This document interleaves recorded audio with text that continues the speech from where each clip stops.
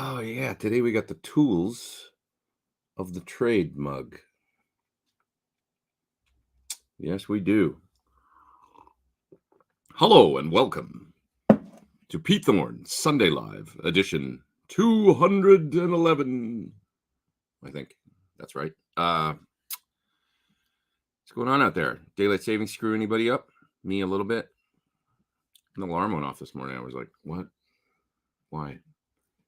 What do you mean? Who am I? Where am I? What's happening? Oh, that's right. I'm Pete, and it's Sunday, and I have to get up and get to work. So here I am. Who's out there in the world? Paul likes the Inca Silver alder body with roasted maple and ebony neck. I love it too.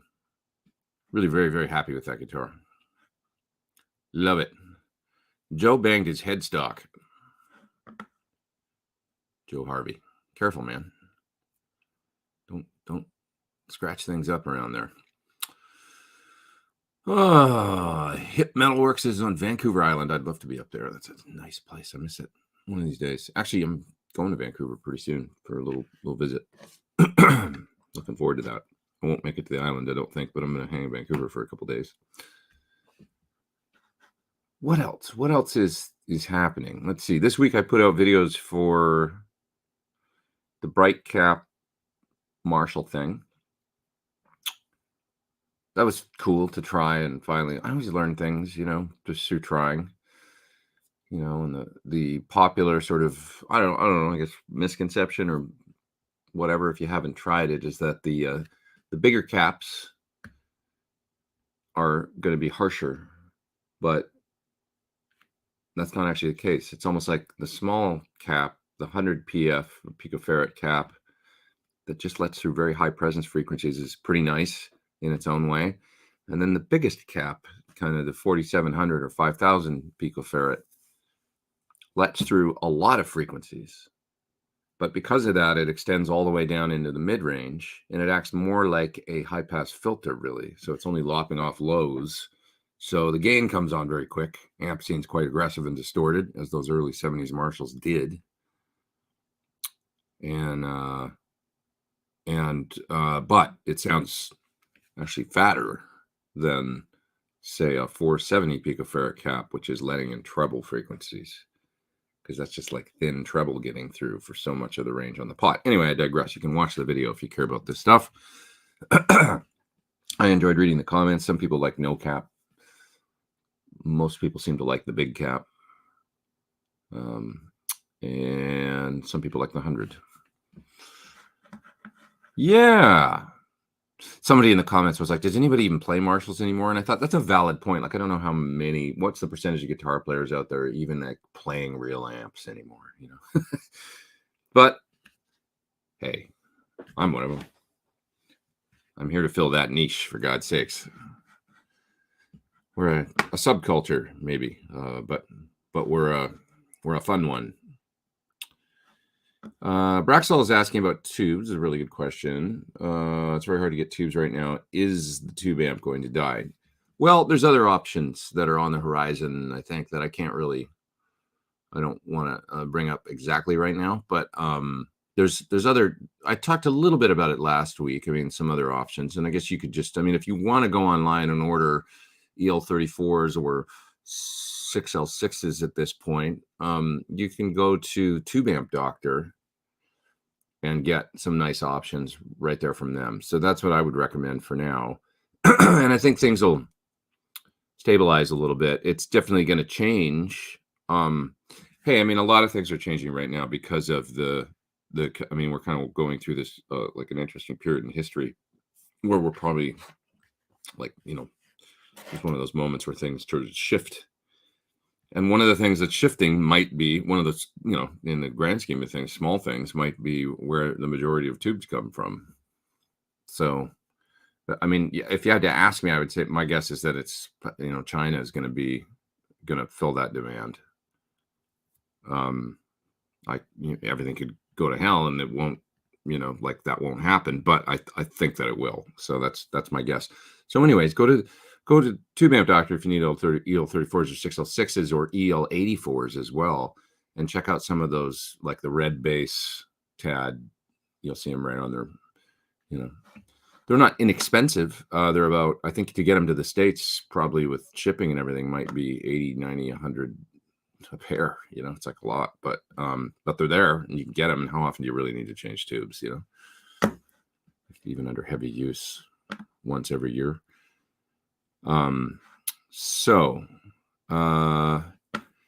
Yeah, Mike Matthews here said no more rush tube. I mean, at least for the time being, you know, I mean, that's the way it's looking. So you got to get other options, you know, kind of just crazy times. Tube, like, you know, amp companies, they have been thinking ahead and kind of, you know, backing up their stocks of this stuff. So like, you know, should be okay for a minute, you know, but I don't know. I mean, we'll see what happens. It's a little early to say, you know, but there's some super chats here I'll get to, and then we can keep talking about tubes if you want to, because I do think it's an interesting subject. Just before I get my first tube chat here, do you watch Johan Segmore's channel? He had a video on the bright cap. I did, yeah, and it was pretty good, I thought, you know, and I thought in every instance in his video, certainly the bright cap wins out, like over no bright cap. His videos are fun. He's a fun character for sure that loves, you know, tube amps dearly. You can tell. What's your take on wall mount guitar stands? Any recommendations? I'm using String Swing. No, is that what they are? No, wait. What are the ones that I have? So I've got a sort of a. It's a slat. You know, like you can't really see it, what's hanging up there but it's like a slat that's bolted to the wall, and then the stands go in. And I think it's from String Swing. There's nice options from Hercules. If you look at the Hercules, they've got ones that bolt to the wall, and then they have like when you put the guitar in, the things close on the front, which is nice, you know, especially if you're in an earthquake zone. So look at some of those. The Hercules ones with the little things that swing down to when you put the they've sent me a couple. I don't have them mounted in here. I haven't mounted them yet because I've just had this slat thing. But I do have them, and they look really cool. String Swing is I think that's the kind of the standard ones you can get for, like, you know, $13, $14 or whatever. Order them from you know, Sweetwater or something, and they seem like they're okay. I've used those at home before. And, you know, hung guitars on the wall for years with those. They worked fine. I would just say when you put them in, I would, if they're going in drywall, to use, you know, the whatever the wall inserts, you know, that expand within so that, you know, don't screw them straight into. Sometimes I see people do that. It's amazing how many times I see people do that. Like, just it'll be fine. Screw it into the drywall. I wouldn't hang something that's 10 or 11 pounds up there for years, you know, like that. It's not a good idea. Okay, a couple more super chats here, and then jump around here to some of the other tube questions. Speaking of playing real amps, opinions on best solid state. I mean, I haven't played a ton of solid state. Having said that, I played the Quilter a little bit. It seemed pretty cool. I have an old Lab. I have that here, which is cool. If you set it to the settings of one Mr. Ty Tabor.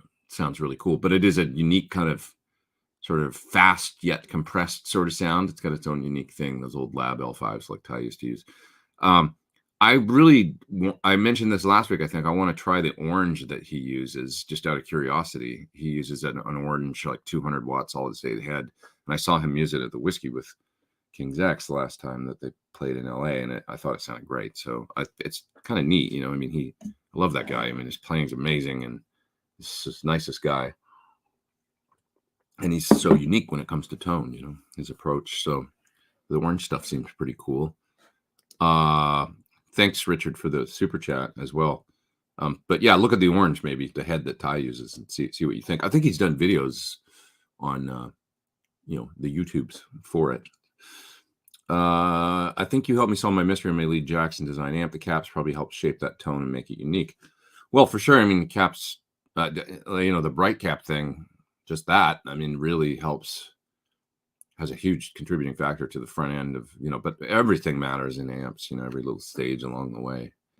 But I'm glad if I was able to shed any light somehow on anything.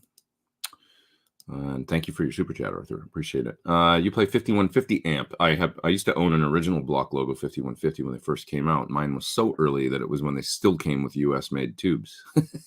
Mine had the original Philips 6L6s in it, which died eventually, but it sounded great for a long time. I used that amp a lot on cover gigs and stuff when I was in my early years. Now, I just played recently one of the Iconic amps, which I thought sounded pretty damn cool. The cheaper 5150 kind of had it had a rawer, less compressed sound to me than what I think of as the later, 5153s. It had a pretty cool, raw rock and roll kind of uncompressed, at least in the settings. I didn't mess a lot with it. Somebody else was kind of dialing it, and I was just playing guitar through it. And that was my takeaway, though. And pretty cool clean channel it seemed just on, quick listen, it seemed to be maybe more of a legit clean channel rather than a sort of dirty clean like that I'd heard on the earlier 5153s, the newer EVH ones. So I would say all in all, pretty cool amp. But I can't confess to having, put it really through its paces or anything like that. But I did get a few minutes on one, and that was my take. Raw, less compressed, pretty cool rock and roll sound. I also saw Wolfgang Van Halen a couple weeks ago play live, and he was using a 5150 50-watt head. I think it's the 50-watt EL34. I'm not sure exactly, but anyways, he sounded great playing through it, using all three channels. Listen to your Chewing on Gristle podcast interview. It was great. Thanks. That was really fun with Greg. So much fun. He's so amazing, that guy. Do you have plans to have guests on your show again? Yes, I do. Just getting back into town has been like, I've got some demos I got to get to and stuff, and I've been just concentrating on trying to get back in the flow, which I managed to knock out 2 videos this week, and I was happy about that. It was hard for me to get back to work. You ever have that? I think it's like maybe common these days after pandemic times and everybody kind of like starting to do their thing and maybe work a little less or maybe work differently or whatever. And now it's just, I've been just trying to get back into the workflow, and the days seem to go by and I'm like, I'm not getting enough done. But anyways, so booking guests is one of those things that slightly fallen by the wayside, but I will do it again for sure. Absolutely. Oh, that's interesting. Montrose played a Lab series circuit as well, and so did Zappa. I didn't know that those guys. I know B.B. King used them, and Ty Tabor. Those are the two that I think of. Yeah. Joseph there with a super chat. I like how outspoken and informed you are on Twitter. I am pretty. That's my one outlet for that sort of thing. But I'll tell you what, I generally speaking haven't for a long time posted much music stuff on Twitter. And this week I posted the video that I made for the Neural DSP. That was the other video that I made this week. Let's talk about that. The Neural DSP plugin. And people seem to like that. So maybe I should do more of that. The Neural DSP Tone King Mark II plugin. What a great sounding, really, it's amazing to me when in a plugin or amp simulation, you can feel that kind of pillowy, like when you're playing and you feel the thing give, and it feels like a speaker in a combo that's blowing out the back end, and they somehow captured that. Sounds like I'm just talking hype, but I'm not. It really sounds. You can try it for free, so download it and try it for free, and tell me it doesn't like have a really great sort of edge of breakup, mid gain, nice combo thing going on to it. One of my favorite companies for sure, Neural DSP. They make. Just everything's really good with them. One of the things I like about them too is they're so simple. Like there's nothing to, you download that plugin. You're going to be just in 10 minutes, you'll have a cool tone dialed in, and you'll basically know how to use the whole thing without having thought about it. I love that. It's really nice. It helps you get down to playing and music. You don't have to hunt to get a good sound out of their stuff. That's pretty cool. So, Ben, what's up, dude? He says he hasn't shot a demo in 6 months. Thank you, by the way, for the super chat. You know, and the appreciation for the Twitter. I appreciate that. Ben says he hasn't shot a video in 6 months. He's out of practice. Yeah, you do. Well, I feel like you go through phases, you know, with YouTube, like anything, where maybe it's like writing music or being creative in general, practicing guitar. I don't know, where you go through phases of doing lots of it and being really dedicated, and then maybe you fall out of it a little bit and take a step back, and then it, you know, recalibrate, and that's okay. I mean, that's just human nature, I think. You know, it can be you can't just keep doing it all the time, you know. Like, I mean, for me, YouTube, I love doing this, it's great, but it's like you do need to step back. That's why it was great to go on tour for a little bit, because I'd been doing it for 2 years straight, just nothing else, you know, no touring, no playing live and stuff, not much anyway, just a little bit. And I needed that break, but I feel good now. Like, it was really fun to make that video for the Tone King plugin and write a little track and mix it and actually play it back and go, this sounds really good. Like, it felt really good, you know. So it's just like that balance of travel, playing live, getting out of the YouTube thing, coming back to the YouTube thing, going, oh, this is fun too, you know. Just, you know, too much of anything is probably not good, you know. So at least for me, I need that balance. Here's some recommendations on solid state from Arthur. The super block and tone block lines, I think they sound really good too. I mean, they seem to be doing good stuff with their solid state stuff. So, you know, from what I've seen, those are great tools, and they definitely fit in. They fill a niche of, you know, the pedal board amp or small amps. I mean, it seems that's the trend, you know, in many ways. So, Arthur says he loves it. Yep. What are you guys talking about? John says he likes Scarlett Johansson. I do too. Big fan. Let's see. Vincent went to see Slash last night. I just saw my good buddy Brent Fitz is playing. Did you see this, Vincent? He plays Rocket Man, and he's kind of playing drums and piano at the same time. Brent is so talented. So here's the drummer that plays with Slash, and I've known him since he was about 17, and he played in a band called Seventh Heaven. That's it. They were called Seventh Heaven, and they were from Winnipeg. And they were a great cover band. I remember him 17 playing drums. He was so young. He's around my age, and he was just killer, like, back then. But little did we know that he also is like a really good bass player, and I didn't really know that he could play piano that well. So, you know, drums, piano. He sings great background vocals. Sweetest guy, super musical. All those guys, Todd Kearns as well. What an amazing musician he is. Guitar, bass, and then also like sings like just like a monster. Like, he can sing kind of like any song. So those guys are so talented, you know. Slash is lucky to have him on board. I'm sure he knows it. Have you used the Strymon Deco much? No, I messed with it a little bit. It's one pedal that I don't think I ever made a video for. I don't think so. Brian Ray has one on his pedal board, or at least he did, and I messed with Brian's, so at his place, and it was cool with the kind of slap back, you know. It seemed to be good for slap back, old school, like you know, like old school tones. That's all I remember about it, really, that it had this kind of like, you know, if maybe you were trying to cop a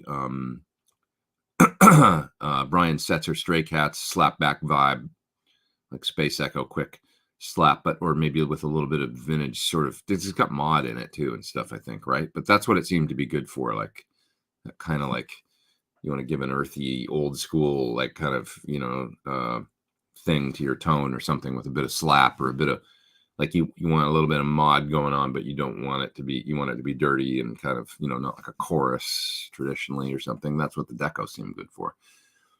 I don't really understand exactly. Like, I know it's like, is this an echo? I guess so, you know, but it seems to be the Deco. Deco. That's it. I don't know what the maximum delay time is. So it is in it, I should say. But anyway, that's what Brian would use it for. That kind of like, you know, little bit of slap ambient, kind of old school. There's a lot of crossover there though, because you could probably. I was always wondering, like, how is this that different than, say, an El Cap, or even the Brigadier? Like, that was, to be honest, never clear to me with the Deco, like what exactly. Whereas with the, what's the other pedal? The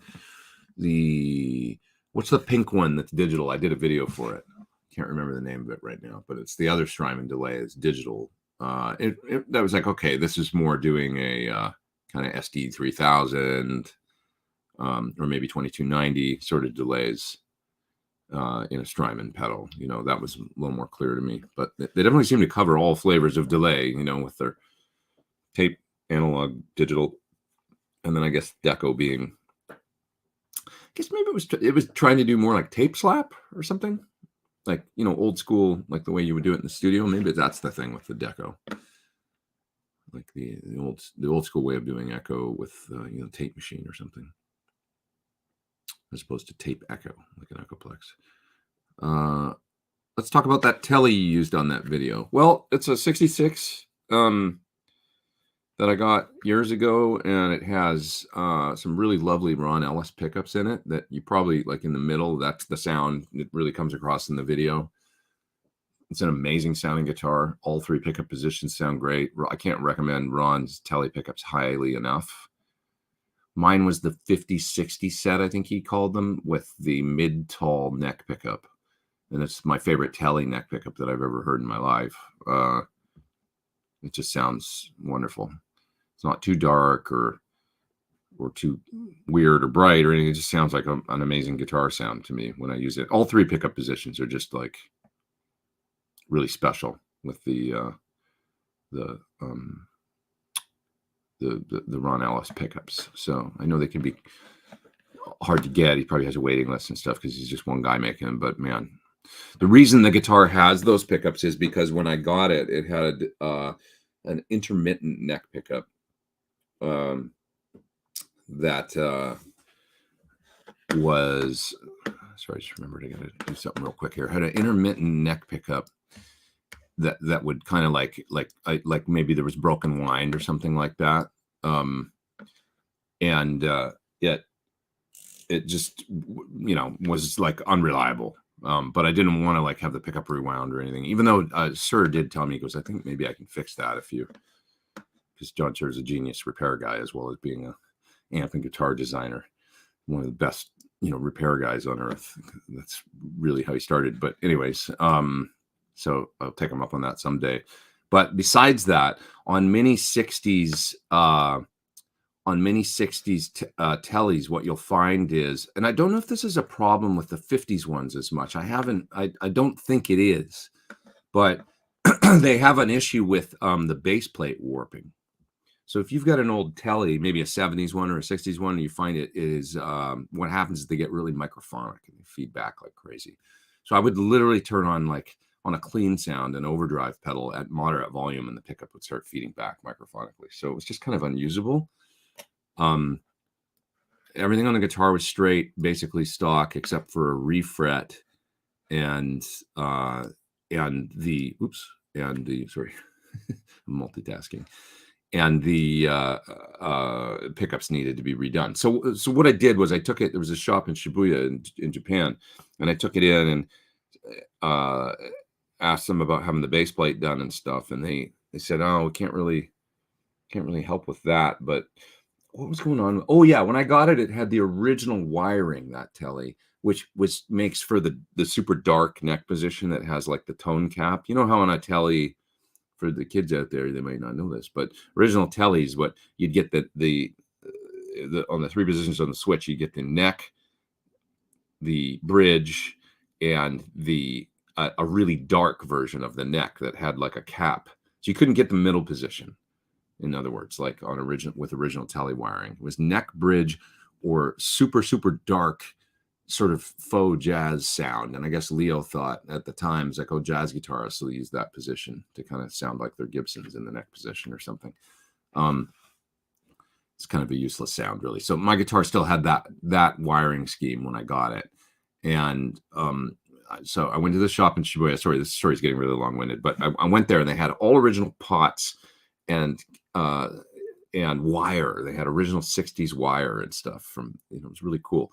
And they said, why don't we just make you a new wiring harness? And it'll be all clean, and the pots will be not scratchy and stuff. You can put it in there, and that'll help some of the problems with your guitar. And we'll wire it for the sort of modern wiring with neck, middle, bridge without that silly cap. And I said, okay, great. So they did that. So got the original wiring harness, put it away. Got that stored if I ever need to sell the guitar or something and people want the original thing. But it's all new, but it's kind of an NOS part wiring harness in that guitar, and Ron Ellis pickups, which fixed the microphonic and intermittent neck pickup problems on the guitar. And it just came alive and became amazing sounding. Super chat from Amar: recently picked up a Mesa Mark V25. Any advice using these? Turn the bass way down is the main thing. Like maybe almost off on certainly on the drive sound. And then you get your bass out of the graphic. That's the Mesa thing. It's the kind of the scoop with or the smiley face, But interestingly, in Dave Friedman's shop the other day, he has somebody's getting a studio preamp repaired. Anybody remember the studio preamp? I used to have one of those and a 295 power amp in a rack. I always remember it sounding pretty good. And some people like the quad preamp too, the great big one, But the studio, I don't know, maybe most famously used by Kurt Cobain, who used it. He just played the clean channel, and then he'd run distortion pedals into the front, and he used a Crown solid state power amp with it. But I listened to this preamp the other day, running through the return of one of Dave's amps. Actually, it was into the return of a Friedman amp. So tube power amp with the preamp running into it. And it sounded really good, actually. It's pretty cool. It was like, oh, that's pretty legit sounding. Like, you got to keep the bass almost off. It's just the thing with those. They're like Fenders, It's just the more gain you get piled on there. But that's the main thing. Just bass off or close to off, one or two. And get the bass out of the graphic. Went back and checked out your studio build, says Scott. Thanks for the super chat. And studio tour videos. Great stuff. Looks like an awesome room. It is. It's a working man's room. It's not fancy, but it's cool here, and it's a good vibe around here. The folks in this little community. So it's good times.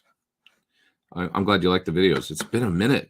Since we did it. I think it was January 2019 or something, or December. So 3 years, in this room. Time flies, man. Life's flying by. It's crazy. It's crazy. Thank you for the super chat, Scott. I appreciate it. Do you know John Brown? And a lot of question marks. I don't think so. I don't think I know John Brown. I'm sorry if I'm forgetting somebody that I should refresh my memory. Who's John Brown? Or tell me who he is without refreshing my memory, because I never knew.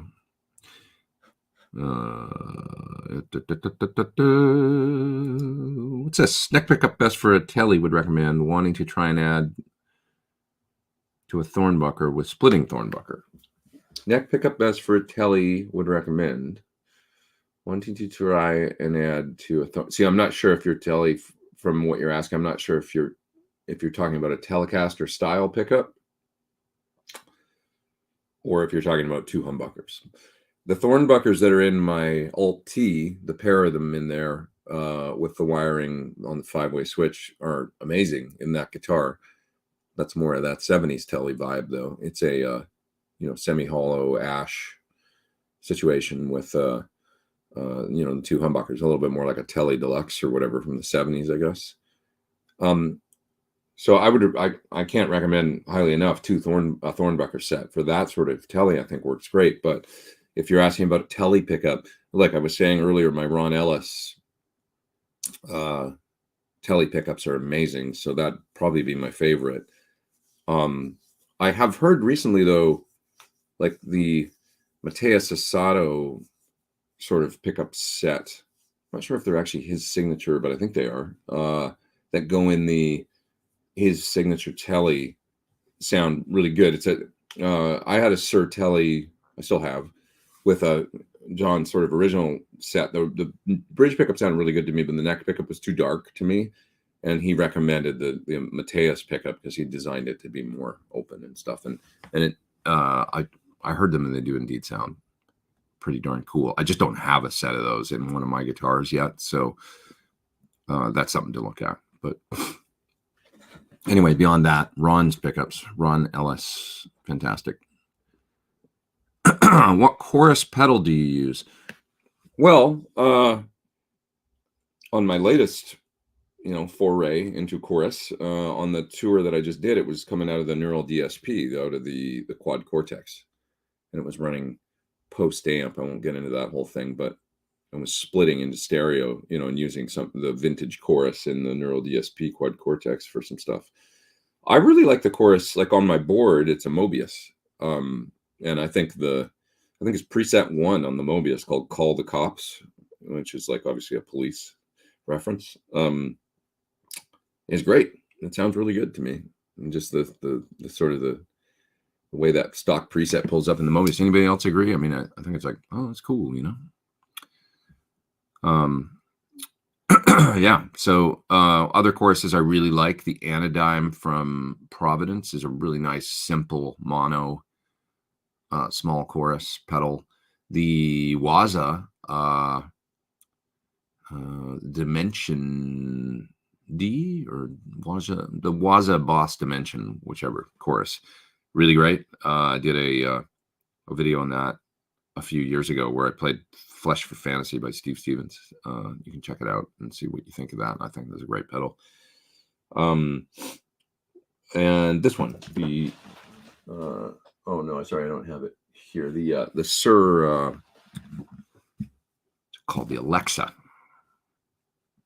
I wonder if that's an unfortunate name now, because of course, like Amazon. But yeah, the Alexa chorus. People might get confused, the name. But anyway, that's a really nice chorus too. It's very versatile with 2 different sides, and you can set one to be like a fast rotary sort of sound, the other one to be a watery, slower thing or whatever.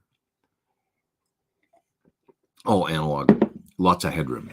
That's nice. A lot of analog choruses these days, they don't have much headroom because chips are different now than they were in the 70s and 80s and stuff. And it's hard to design an analog chorus that actually has headroom. Like sometimes you'll turn them on and then you'll play, especially if you're using humbuckers, and you turn on the chorus and it's like adds distortion. You're like, what's that? Like, because generally when I play chorus, I want kind of a clean, pretty sound most of the time. That's sort of the thing.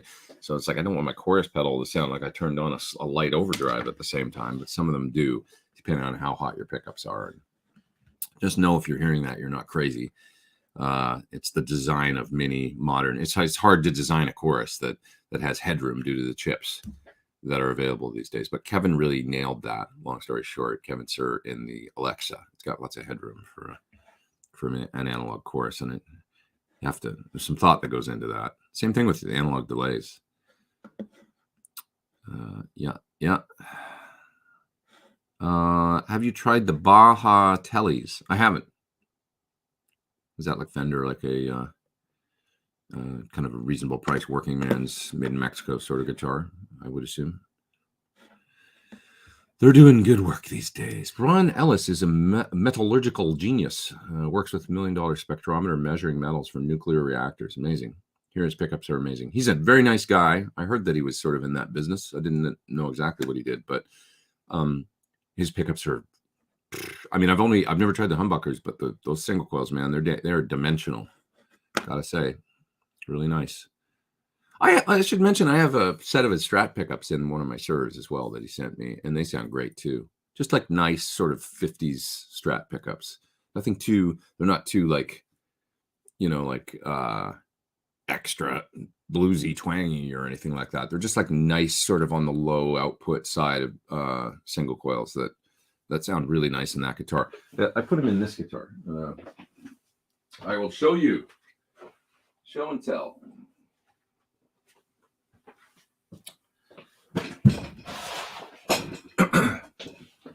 Show and tell.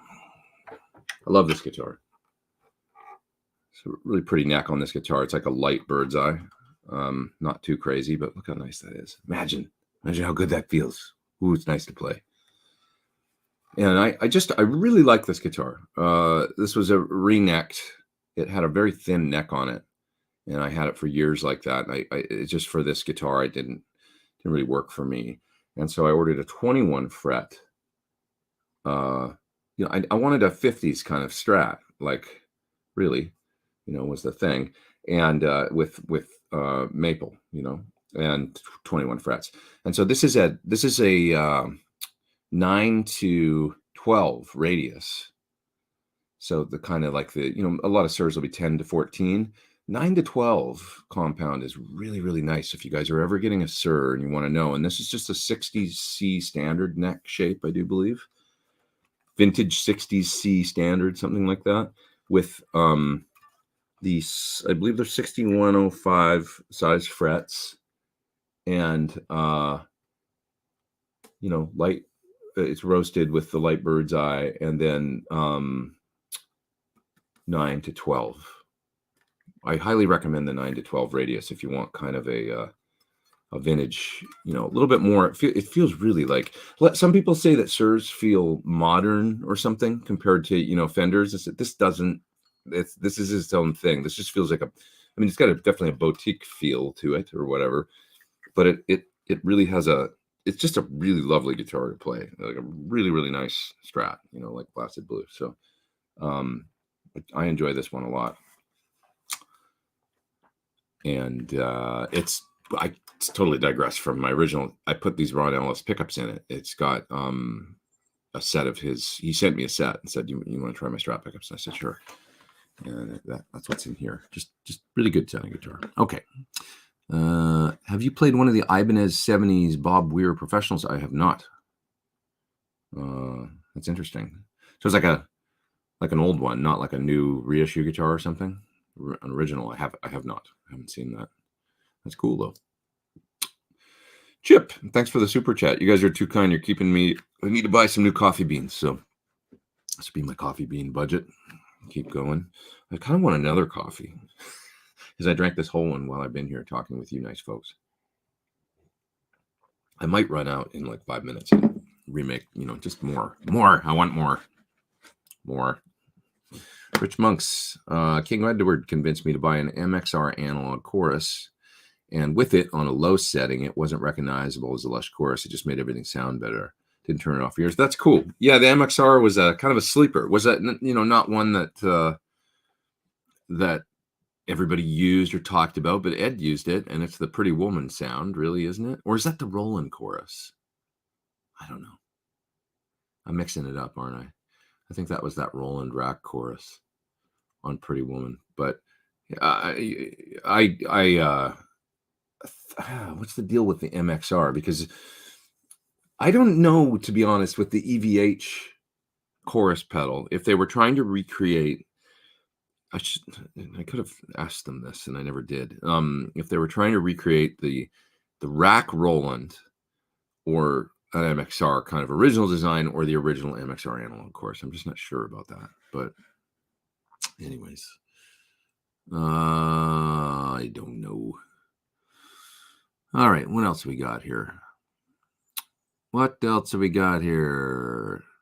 Tube amps can't get tubes. Your thoughts? So, should we talk more about that? We got about 354 people online, so I'll mention it again.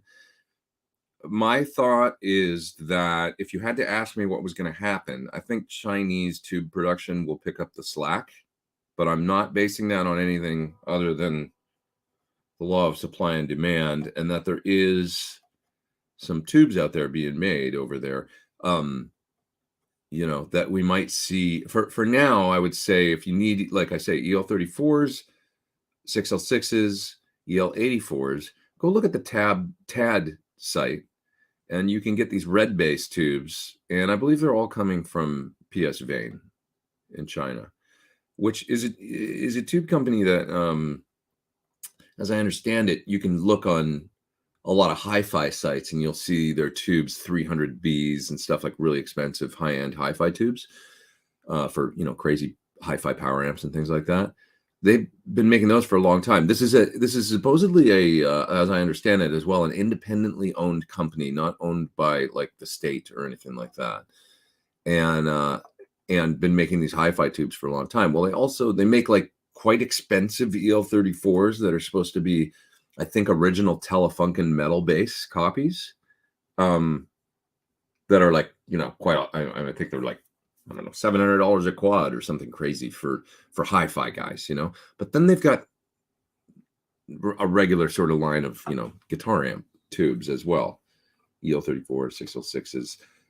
I don't know exactly what, what's the case and what's not the case. I'll take all this with a grain of salt, but Tube Amp Doctor, TAD, right? They say these are an exclusive sort of design, or red bass, whatever, designed to emulate the whatever early, and I think they say Telefunken as well for the guitar amp tubes. But so I don't know if they're tube design and how things get marked. There's, as you guys know, with the Mike Matthews and names like Mullard and Gold Lion and these things, they get the names get bought up, and then how close the tubes are to an original Gold Lion or whatever is, that's for the experts to determine, not for us to determine, I guess. But so take it all with a grain of salt. But from what I've heard, these PS Vane tubes are really, really good. So this is me being an optimist, because generally I like to look, for the silver lining or whatever, and it's like, I think that's what we'll see is like, there's a market out there for tubes. There's a lot of amp companies that need them. There's individuals that need them. And there's still some companies out there making them. Some of them that haven't maybe to this point made great inroads into the, like on a grand scale, into the European market as well as into the American market. I bet we see that step up. That's all I'm saying. So China, I think, is where we're going to see these tubes coming from. And of course, there's still JJ. JJ recently has this, from what I understand, the shipments of JJ's been a little like spotty or something, like, and like, delays and things like that. And who knows, maybe it's supply chain stuff, maybe it's COVID issues with employees, or maybe who knows what it is. But that's what I've heard, is that those have been a little bit difficult to get. Couple that with the issues that, like, their EL34s and stuff over the last couple of years have seemed to be kind of unreliable. And so I don't know how much you rely on them. But hey, we used their 6v6 in the PT15, and it's been rock solid and wonderful, and it's kind of the only 6v6 out there that handles the kind of plate voltages that we're talking about, over 400 or whatever, that 450 or something that are on the plates, and it's worked out great. I haven't had any failures of them, so knock on wood, desk, plywood, particle board, something. All right. Well, I don't know. What do you guys think? Talk amongst yourselves. What do you think is going to happen? Has anybody? Let me know this. Has anybody ordered any of these tubes from, say, Tube Amp Doctor and tried them? Is there anybody out there that has checked them out? I would like to know. A lot of people asking about this lack of Russian tubes. Yeah. Yeah. What do you guys think? Here's an interesting question. Can you talk about your relationship with guys like Steve Stevens, how you met, what it's like jamming with him? He's amazing, man. We met originally at an Idol show. I've met a lot of people through Dave Friedman over the years. Now, I got to credit Dave with introducing me to many of my heroes. The connection comes back to Dave many times, because he does so much work for these guys. And Dave's been a wonderful friend to introduce me to a lot of my heroes. That's just how it is. I mean, when I actually think about it, the connection, from Van Halen, Steve Vai, Steve Stevens, Warren DeMartini, like all these folks that all came through Dave. So it's just, that's how we met, was really through Dave. I guess Steve was aware of me though. And David mentioned me or something. And Steve's like, oh yeah, that's that guy on YouTube and stuff. This is going way back to probably 2007, 8, 9, something like that. 2010. That's about when I met Steve, I think, for the first time. And so we went to an Idol show.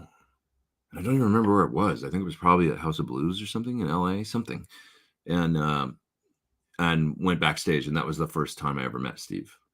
And he was really kind and everything. And then we just kind of became, over time, like friends. And he asked me to go and do a set of music with him in New York, 2011, I think, with Sebastian Bach and some other really, really great musicians. And then asked me to do, like NAMM show gigs with him and stuff. We just had so much fun. And he's a really, really intelligent, just really great person, lovely guy, and a deep thinker, and like musically, his love of everything from Led Zeppelin to Prague, King Crimson and stuff like that, to flamenco music, informs his playing and his musicality and stuff. And he's such a unique musician. He's one of a kind because of all that, and such a confident kind of, like if you ever see him play, like he's such a professional, like a rock star. If you ever see him get up, like with like, he'll do that Kings of Chaos gig sometimes, or sit in with people.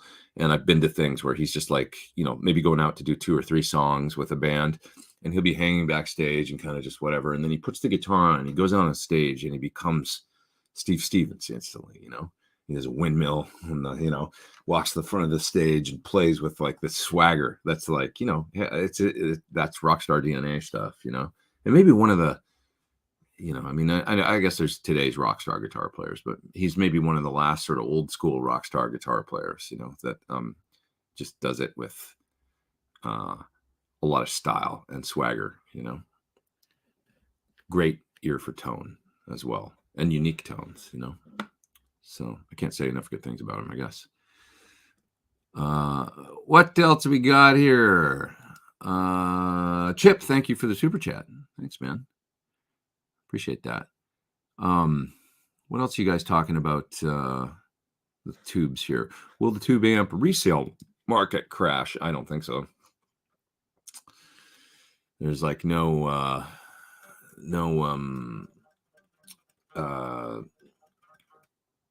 sign of it, letting up. It's just going up, if anything. Without KT88s or 6550s, my PS100 is a paperweight. Okay, but once again, I think this Chinese company makes them. They have a KT88. So, yeah, it's a concern for sure, but don't freak out, because there is a company. Literally, let's do a Google search right now and see.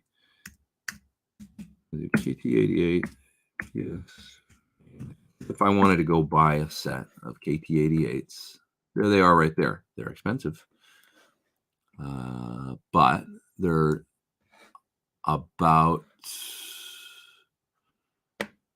well, there's some on StewMac. I'm not sure. Yeah, those look like Tube Amp Doctor ones. Yeah, I'm finding all kinds of them out here. PS Fane, they're expensive, some of them. So it depends on the series you get as well, because they make some that are hi-fi ones. So, but I'm seeing a bunch here, like on eBay. Not cheap, $145 a pair on eBay. But go buy some now, go get some, like, even if you want the Genel X Gold Lion ones or whatever. Here's some on, different. I'm seeing them. What do we got here? Tube Amp Doctor, PS Fane KT88. Yeah, these ones are like their hi-fi ones that I'm seeing on the Tube Amp Doctor website.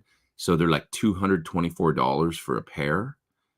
It's a lot, but they're the hi-fi ones. They come in a beautiful box and all of this foam and stuff. It looks like, so because there's a market out there for these, what I'm saying about this company is, like, they seem to make hi-fi tubes, like super high-end stuff for the hi-fi thing. And then they've always got their sort of versions that are like, the version of the L34 that's $75 a pair instead of like $150 a pair or whatever. So this is what I'm seeing.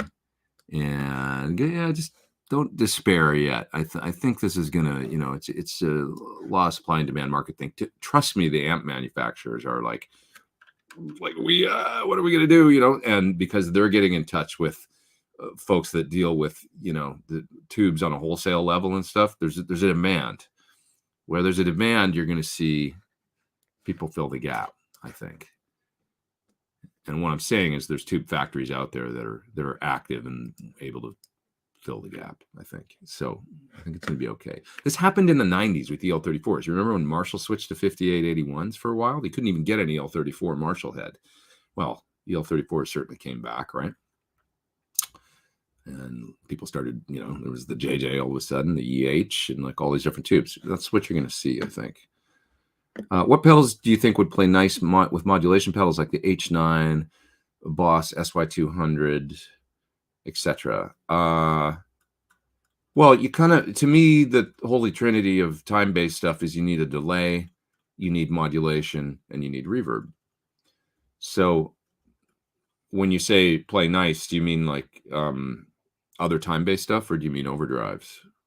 Because I would just pick a good, a good delay pedal and a good reverb pedal, and then have an H9 as an all-rounder, That's kind of sort of what I do, I guess. Although I have two H9s, and one of them is basically my reverb on my board, at least currently. That's what I've been doing for years.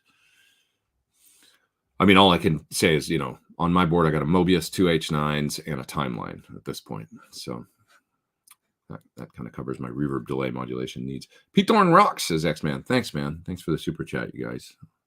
Appreciate it. I got an ombre recently. Trem is amazing. Yeah, it's that bias modulated tremolo or whatever, It's beautiful. Appreciate M160 in your demo, which sealed it. Sounds great with the Tone King Mini Attenuator. Cool. That's awesome.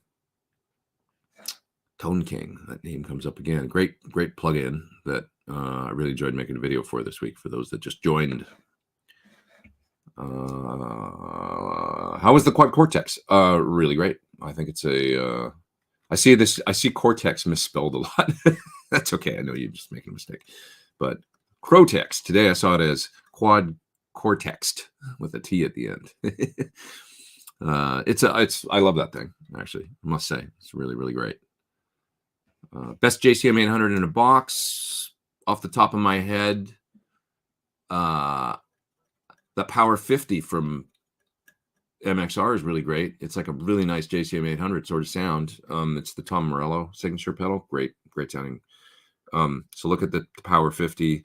Sir Riot kind of does that as well, like a similar, 800 sort of tone, I think. There's another super chat. John Sir's thoughts on the F bridge Henderson uses on his signature Sir versus the 2-point Wilkinson. Scott's really picky. I love that guy. He is really particular. So know that the reason that there's a bridge on his guitar is because he's very particular about what he likes about the block, the saddles, like everything. He hears, like, he'll describe things in very black and white terms, like it either is great or it's terrible. That's kind of how Scott, he's like, and he's very picky about things. So know that bridge and whatever they're doing on it is his choice, and he probably just doesn't like 2-post trims. I have never asked him. You'd have to ask him exactly what his thinking is. But there is something about this guitar has the 2-post. I didn't order this guitar.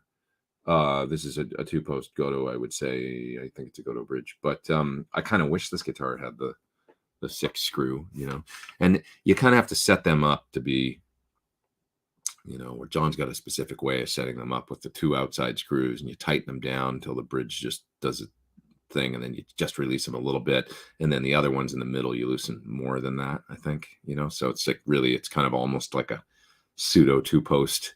The way that John always sets them up, there's a whole thing about it, but there's a whole thing to it. But anyways, yeah. What do we got here? Just bought $200 worth of 12X7s and 6v6 and DL84, says Serenity now. Yeah, I would say, just get some for your amps now. Don't panic buy them, but get enough to, you know what I'm saying? To last year. Those TAD prices are looking only kind of high considering how much your average set of everything else has going. Yeah, that's sort of the way I feel. They're not the cheapest out there. Like when you go to the Tube Amp Doctor website and you look at how much the tubes are. But I think they're pretty legit as far as like matching and testing and stuff. And, you're paying a little bit for probably shipping from Europe, I think, because that's where they're coming from, I think. but know that I think that the tubes that they're selling, I think we're going to see like more, just through the tube store or like different, outlets in Canada and the United States, probably with these, like we're just going to see, the hole get filled, with, yeah, it's like Tube Amp Doctor also had exclusive kind of things with, what's the other Chinese that starts with S and ends with G? Tube Factory, Shugyang, whatever, however you say it, Shugyang. I can't say it, but anyways, those tubes that have kind of been offline for a while now because they're they're moving factories. But so supposedly that factory is going to be online too, by the way, at some point. That's what the powers that be say out there, folks in the know. Just not yet, but it's like I think it's supposed to be happening. So there'll be that. I was going to say Tube Amp Doctor, though. They had some like exclusive, like RCA black plate, made by those guys. But you do see those tubes, come into like, they seem to be available from, I think, ARS and different companies in the States, So I'm just saying, like, the PS Vane tubes, for instance, Tube Amp Doctor is not the only place to get them, and they won't be. There'll be like other places to get them. But for now, they seem like a good, reliable, there's nothing wrong with getting them from Tube Amp Doctor. It's good company, good, you want a nice match burned in set or whatever, they're probably a good place to go, even though you might pay a little more for shipping and all that. Yeah. You guys are talking about Steve here in the chat. Sorry, I know there's a super chat up there. I'm going to grab that too. White House in Anaheim, California. Yeah, we did a gig there, NAMM, 2011, 12, 13, something like that. And it was so much fun, Lauren, thanks, dude. Given your talent, your heroes don't mind meeting you. I appreciate that, man. I love meeting, folks that you influenced you growing up, and then generally speaking, I've got nothing but, people say never meet your heroes. I don't have that experience at all. Everybody's been very sweet and cool that I've met over the years. I can't think of anybody that I didn't like, really, I think people are just people, no matter who they are, whether they're Eddie Van Halen or not, or whoever, and if you are respectful and disarming in your mannerisms when you meet them and stuff, they tend to warm up and be nice people, people are basically decent, I think, so I've always had really good luck meeting folks, and it's always a pleasure to meet the folks that influenced you. I've used Tad preamp tubes recently, like them, different, not a typical China tube sound. Yeah, see, I don't know. When I look at their website, it's a little confusing to know exactly where the tubes come from, because a lot of them might just be kind of standard, I for guys that want 12AX7s, if you can find those, I think my favorite current production is those E83cc Tesla, JJ Tesla, E83cc, which, search those out. Not the ECC83, but the E83cc. They're the, I think they're supposed to be the whatever frame grid Tesla copy, something like that. Those tubes sound great. So if you need 12AX7, see if you can find some of those. That's a tube that doesn't come from Russia and sounds really good. And then beyond that, the Tube Amp Doctor's got the, I think those PS Vane made EL34s, 6L6s, and EL84s. That covers a lot of the needs of guitar players out there. So don't everybody freak out. There is no extra Chinese production capacity. What do you mean? Because I've heard that factory can produce like 10,000 tubes a day. That's what I've heard. It's just more a matter of like, distribution and getting them, I've heard Tad is back ordered on most of their stock. That's probably companies panic buying and just getting whatever they, could be. But just put in an order then, or whatever, send them a thing and say, hey, when they're available, I want some, Yeah.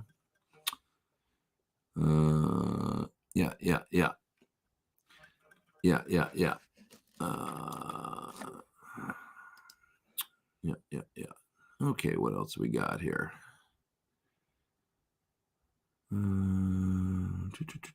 Just looking through the chat. No extra tubes coming out of China, according to Matthews. I don't know that he's the best guy to ask. I think he has a little bit of probably a little bit of bias going on there, maybe a vested interest. This is not what I've heard. He's obviously in that business, but it's like, not that there's extra tubes. There's a company there that's making tubes, and you can buy them, and they're out there. So I don't know about extra. I mean, they've been out there. I think it's more of a distribution thing, is that there hasn't been a big influx into the, like Mike Matthews has been bringing in a metric shit ton of tubes from Russia for many, many, many years now that they make in that factory. And he's got through Electro-Harmonics and Sovtech and stuff, he's got the distribution set up. These tubes that I'm talking about, they don't have that yet, so anyways. Yeah. Okay, what else we got here?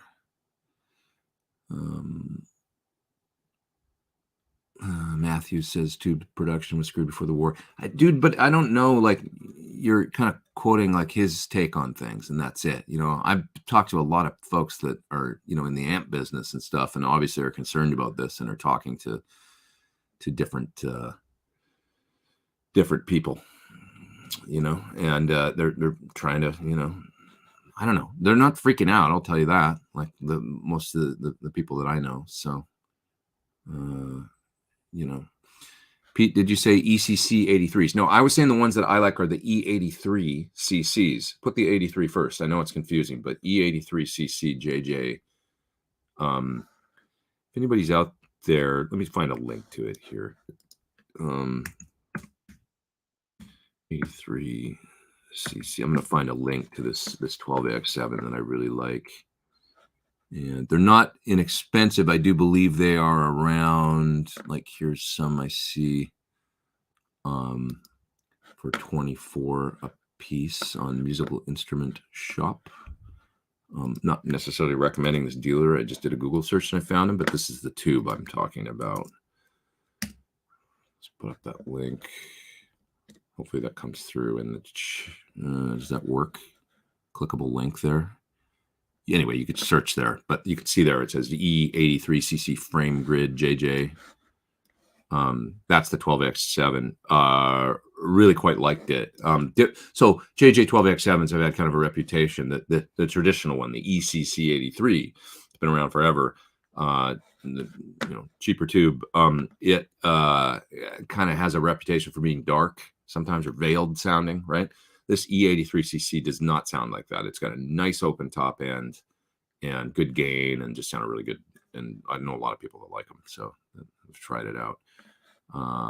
Here's a gear page comment from somebody I'm just seeing here. Long and short, if you like the gain and low noise properties of the ECC83 but wish it wasn't so dark and full, you'll probably love these. Yeah. Good tube. So check those out if you're looking for 12X7.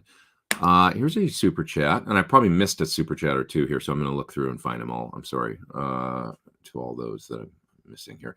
Modern Vintage, differences between a Sur Eclipse versus Riot in front of a Plex C, PT, SL67, or 68. I prefer the Riot. That's my favorite, and maybe the Mini Riot. Great sounding. The Eclipse I like, but it's not my favorite. A good pedal, the Riot, I just like the voice of the Riot a little bit more. Does John now prefer Wilkinson over Goto bridges on all Sur models? No, I think he uses, primarily he's using Goto 510s and stuff. Wilkinson's on certain guitars. I certainly think that I helped popularize the Wilkinson bridge, with the lock saddles, and you see a lot of dealers ordering that bridge on guitars from them, I think, but it's probably not anywhere near the majority of the guitars coming out of Sur. I think are mostly still Goto bridges, so they're both good. I mean, this is just different. What kind of 6v6 for the PT15? The 6v6 in the PT15 is the JJ, and I would recommend sticking with that tube and finding some for your PT15 if you want them, because they have the ability to withstand high plate voltage, which the amp has rather high plate voltage. So you need it, like the EHs, for example, won't last in a PT15. Peter Laces, how are you, man? Have you been playing your modded Germino much? Not much, actually, since I got back. It's not an amp I've used a ton, but not for any reason other than just been doing other stuff. But any chance for a follow-up interview with Steve Vai since he got his amps back? I probably wouldn't talk to Steve about that in particular, but I love Steve. He's amazing. And I'd love to talk to him about other stuff just because we already did that kind of, I know that he, I think his taste, I mean, I don't want to speak for him, but I think his tastes lean towards a bit more like probably what you hear out of his, Synergy module, for instance, or the Legacy. The Marshalls that were modded back then, the Jose style Marshalls, I think are maybe a bit on the bright aggressive side for him. He likes a fuller kind of more, you saw him go to Bogner, and then eventually to the Legacy and stuff. I think he likes a slightly more sort of vocal, fuller like lead thing rather than that early 80s Jose thing, that aggressive, a bit more top end cut and a little bit maybe thinner sound. And he described that in the video a little bit because he's like, if I'm the lead singer all night playing, like he's the lead vocal on guitar, basically, he found that sound, it just sounds, a little bit like bright for him, I think, or something, bright and skinny, I think. Sounds amazing with chords, though. That's the thing with the Jose Marshalls, like those explosive chords that, they just harmonically rich and everything. It's when you play more than one note at a time, it's fatter because you're playing more than one note at a time, but there's clarity to the Jose distortion. You play on something like a Bogner or something, if you play chords, it can sound like a little bit sloppier with more notes, but the single notes do sound nice and fat, so it's like that. I always thought that about boogies too, like where a boogie, like for solos, is really nice because they're really liquidy and there's tons of gain and stuff, and the single notes are fat, but when you play a chord, it's not as clean sounding, clarity wise, right, as a dirty Marshall, so it's that balance.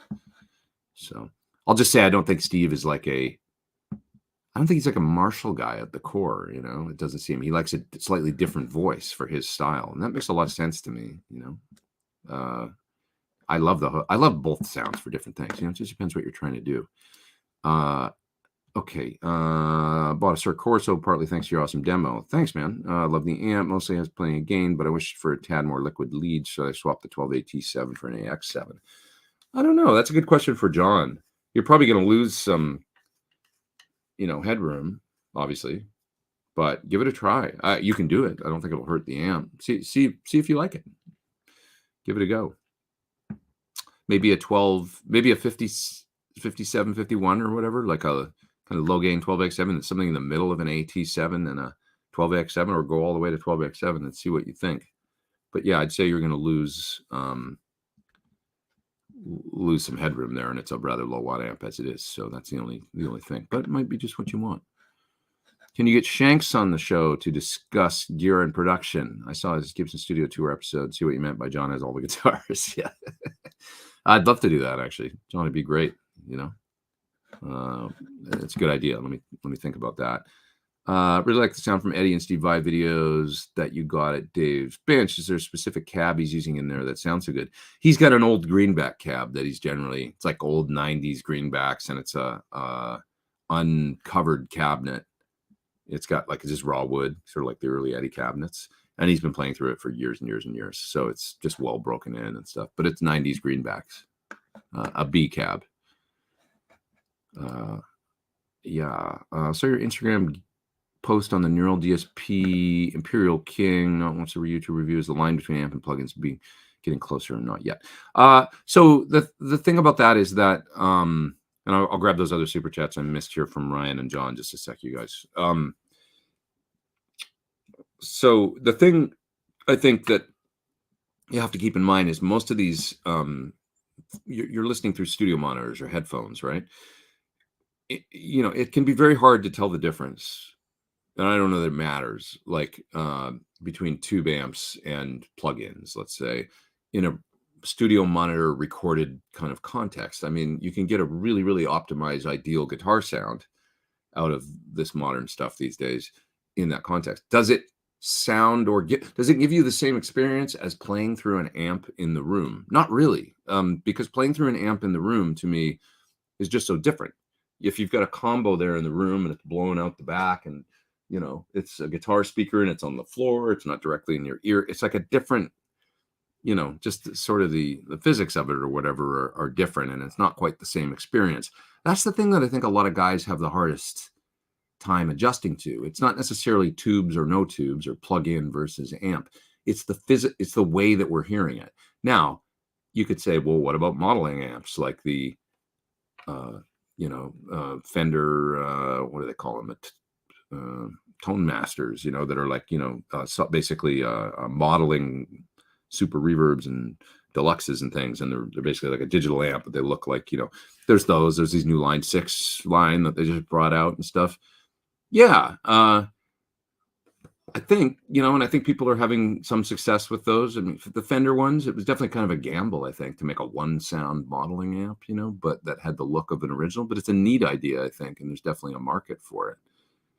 If folks are using pedals anyway, and they're just turning the amp up to 1 or 2 and getting all their sounds out of their pedals, it's like, what difference does it make, you know? Because that's the way a lot of guitar players do it. So I think there's a market for it. But I still think, like, Neural DSP doesn't make a combo amp or a head, you know. Maybe you'll see them get into a physical thing. It's just different. It's a different experience playing it's an intangible. Like, there's more to it than just the sound. There's the turning on the thing with the standby switch, and the way the tubes get hot, and the way it smells. You know, there's like this whole thing. It's kind of like, I mean, I drive an electric car, and it's amazing, and I'll never go back, you know, to gas.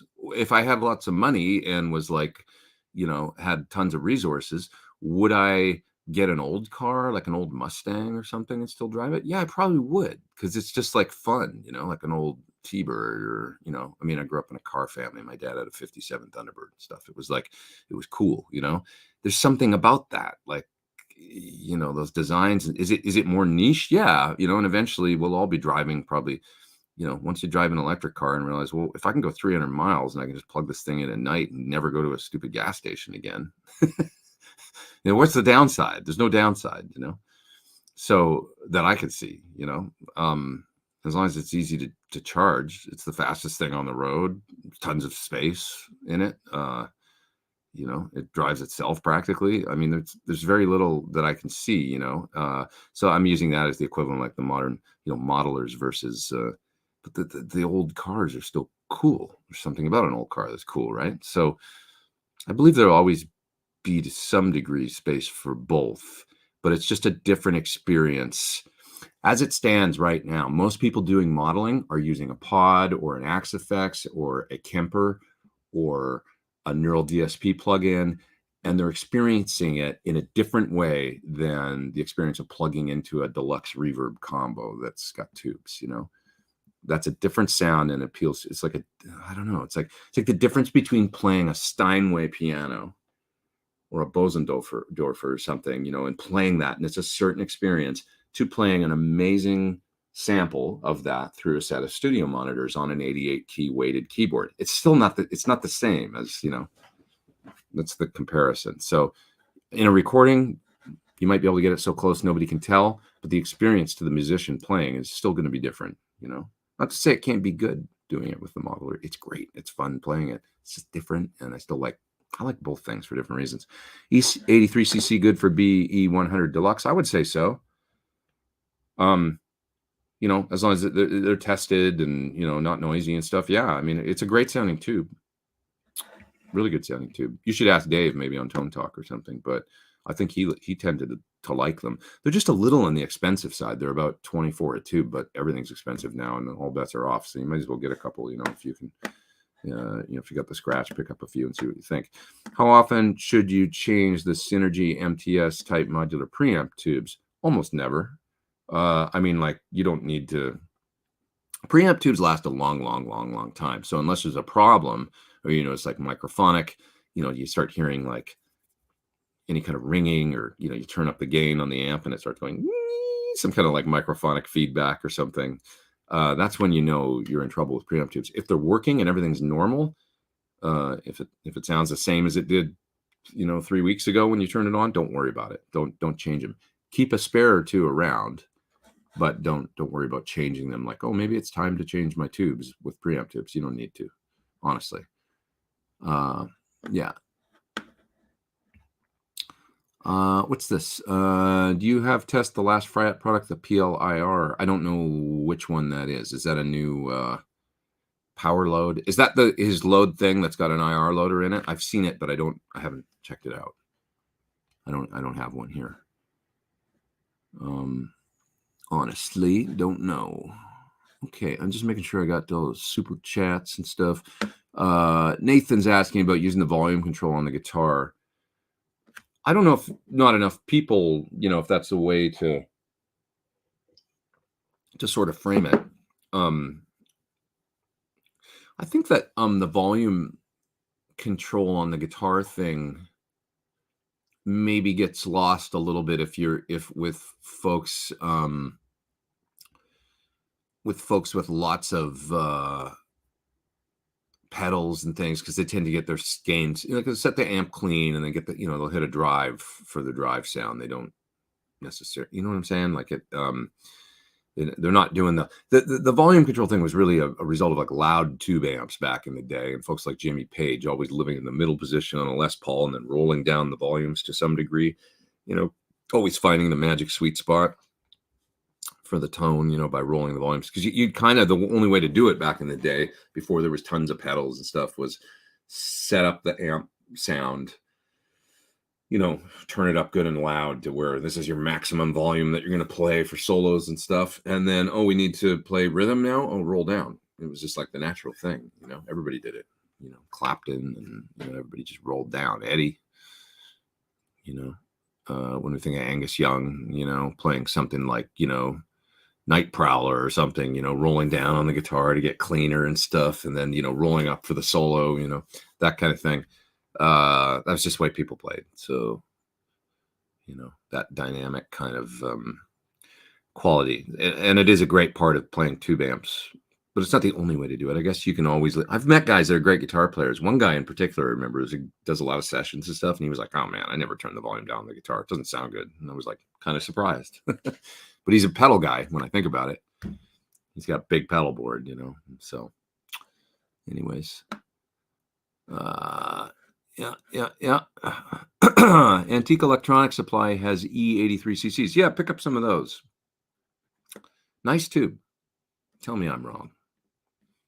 Get it and tell me I'm wrong. You guys with the super chats, thanks so much. I appreciate it. Thank you, Steve. Oh man, that's a really nice. That's a giant one. A very nice gesture. Thank you. You're keeping me in coffee, and maybe I'll even have a margarita. Not right now. Later. Let's see. Why not Kemper Stage instead of Quad Cortex while you were touring?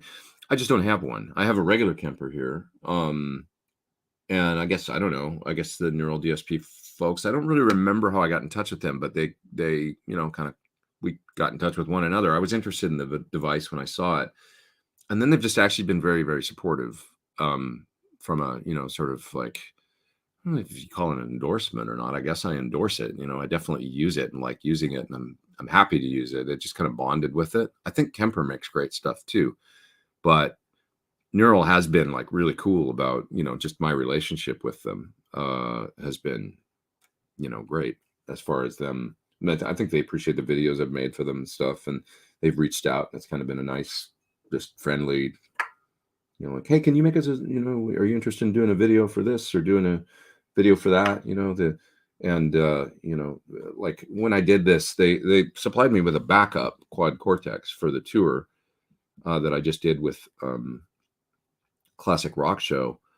I think I mentioned it like, hey, I'm thinking of taking out my quad, just kind of, and using it like this. And they contacted me and said, hey, if you need a backup, we'll lend you a backup, to use out on the road. And that's just really nice. That's just like but I guess that's how relationships with companies go for me. It's sort of like a mutual appreciation. And also, on a business end, it's like, well, we'll scratch your back if you scratch ours. Like, you keep making us great videos and we'll, we're happy to provide you with a backup, that kind of thing, and it's a nice symbiotic thing. That's just kind of how the relationship worked out. So, yeah, that's it. So it's not a you're asking the question, why not Kemper Stage instead of Quad Cortex? It's certainly not a tone thing. I think Kemper makes a nice product. They have a lot of folks using them, supporters and endorsers. I haven't talked to anybody from Kemper for at least a few years or something like that. And they've always been nice to me when I do. I've met the owner numerous times at NAMM and stuff, and they make great stuff. Everybody's making good stuff, man. Axe Effects is great. The Kemper's great. The Quad Cortex is great. It's hard to get a bad sound. I always say, right? It's like driving a Lexus or an Infiniti or a BMW or which car do you want? They're all really good. This is quality problems, right? Picking from which one do you want to use, So it's not that. With that said, God, I'm long-winded today. With that said, I do really bond with the way the thing works with the touchscreen and the simplicity of their products. I really like that because my brain with the learning curves these days as I get older and older, I'm like, how many more things do I have to learn how to do? Can I just work? Do I have to constantly learn new things all the time in order to do my, well, here's the way this thing works and here's the way this, right? I mean, you've only got so many hours. So I really feel that, Saw on his rig rundown, Shanks is using Sir amps, guitars, and pedals, even though he's a partner in Friedman. That says a lot about Sir and John. There's Dave and then John Sir talk like every day. I know they do. They talk about, problems like the tube thing or you ever have this happen in an amp? Like, what do you think about this? They share notes and stuff. So they're competitors, but they're also friends. Like Dave and John are friends. They talk a lot. They commiserate about problems in business. And I guarantee you this tube thing we've been talking about, they have talks about that probably daily. And what to do and how to approach it. It's a nice, the world out there is small. Like the amp builders or pedal builders, everybody knows everybody and they compete and all that stuff. I would say that, you better be a nice person if you're in the business because it's a small world. And if you're a jerk or whatever, you're going to be on the outs, you're not going to be, and it's a nice community and there's kind of room for everybody. So, I know that, they all respect one another and, certainly Dave and John and stuff, and they're friends. So it's cool. John, did I miss damn it. John, I'm sorry if I missed your super chat. Oh no, I did get it. You were asking about the EC83CC, good for BE100. Yeah. I highly recommend the tube in general. I mean, I think Dave would say the same. Any updates on a new Sir amp? Not right now. I mean, we're always working on things and stuff, but it's kind of a crazy, this time is a little crazy, like for manufacturers and stuff with just the last 2 years with COVID and everything, but then also the supply chain things and just filling back orders of say PT15s or, things that it's been a difficult thing to, it's like just, I mean, it's quality problems because people are buying things and business is good and stuff, but, it's not as the pace feels different now than it did in 2013 or something with the research and development for whatever reason. I'd say probably that's across the board with amp manufacturers and companies and stuff. It's just it's a different time right now. I don't know if that answers your question or not, but the world is out of its mind, says Jojo. A little bit. It's a little bonkers right now, like everything, right? It's like, God, can we just get a break? We just need a break. 436 people online. Great to have all you guys here. Nick says, hey, bro, thank you for the super chat, by the way. Finally picked up your signature axe. Just want to buy you coffee and thank you for such a badass guitar. That makes me really happy. I'm glad you like it, man. Sounds better in your hands than mine. Oh, you do your thing and I do mine, and I'm sure your thing's cool, man. Awesome and unique as hell. Thanks, man. Yeah, I've heard nothing but good things. James got from Classic Rock Show, James Cole, he's the MD and my partner on guitar in that band. He got one, so he got a Ocean Turquoise PT signature guitar, and he ended up playing it out on the road. And he got it and just kind of pressed it into use and started using it and was enjoying it. But then the other day, the tour's been done for a month or whatever. He contacted me and said, "Hey, man, I spent some more time with the guitar and I'm really enjoying it. Like, just a really, really great instrument." And that made me really happy, So I'm glad.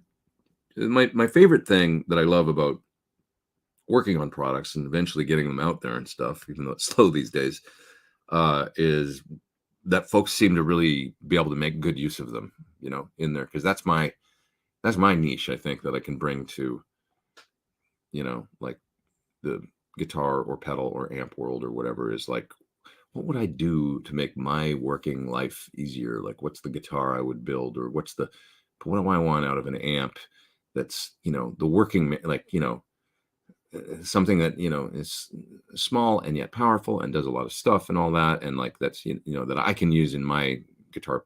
That's all I'm doing, is really making stuff on it. It's kind of selfish, really, but things that make my life easier, and then hopefully that'll make other people's lives easier. You know, that's the goal, I think. Yeah. So, okay, what else we got here? Oh, Rhett's here. Hey, man. I don't see his comment or a comment, but Modern Vintage says, thanks for all you do. Really appreciate it.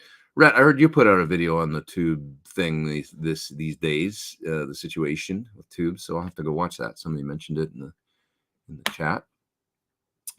How do you cut the Strats noise on the Germanium fuzz and roll down the volume situation? Well, that's just single coil pickup stuff. If you use something like a SUR with an SSC in it, or silent single coils of some sort, that'll help. Could be just the room that you're playing in. But, you know, keep in mind, Jimmy didn't worry about it, you know. The noise was part of the rock and roll. If it's really offensive, then yeah, look into some sort of like either the Illich system, a noiseless, you know, DiMarzio virtual vintage sort of single coil, something like that. But that's kind of all you can do if you're getting a lot of noise out of a fuzz or something, or, you know, an ISP decimator or something down the chain to kind of, you know, there's a bunch of different ways to go at this, but yeah. What else we got here? Eurotube still has quite a bit in stock. Hey, Rhett, there you are. So I think you're talking about JJ's then, because they deal primarily with JJ's. Yeah, Eurotubes, that's another dealer. And I believe they're US based, right? So you're not going to deal with shipping from Europe and stuff. So if you're looking for a JJ, you know, hit them up. Eurotubes.com. Yeah. What else we got here? Let's see. Somebody says here, went to Sweetwater on Friday and watched a salesman play a 100K Yamaha grand piano. Sound was incredible. Yeah, that's the thing. This is the thing with the, you know, the guitar and tube amp thing. It's like, well, tubes amps never go away and all that. It's like there's always going to be a demand for that experience. The same as there's a demand for a guy playing an acoustic piano that's $100,000. Because to some people, there's nothing like it, you know? Like, and if you have the scratch or it's just like that's an experience that, you know, that experience of playing that instrument is a certain thing, and you can't kind of half-ass it or something. I don't know another way to put it. So if that's the experience you want, you're going to pay for it. People do, you know, that's why people buy Dumbles, you know. If they've got the money, they're like, I have to own this. It's $120,000, but I'm going to get it. You know, I don't know. I mean, it's like however small, there will be a market for it, I think. So, you know, yeah. Oh, what else we got here? Bruce says, it's an electric car thing. When 1 out of a million people drive an EV, there's a lot more than that, I would say, at least here in California. But we can't even turn all our ACs on at the same time. Imagine everyone plugging in 2 or 3 EVs in a household.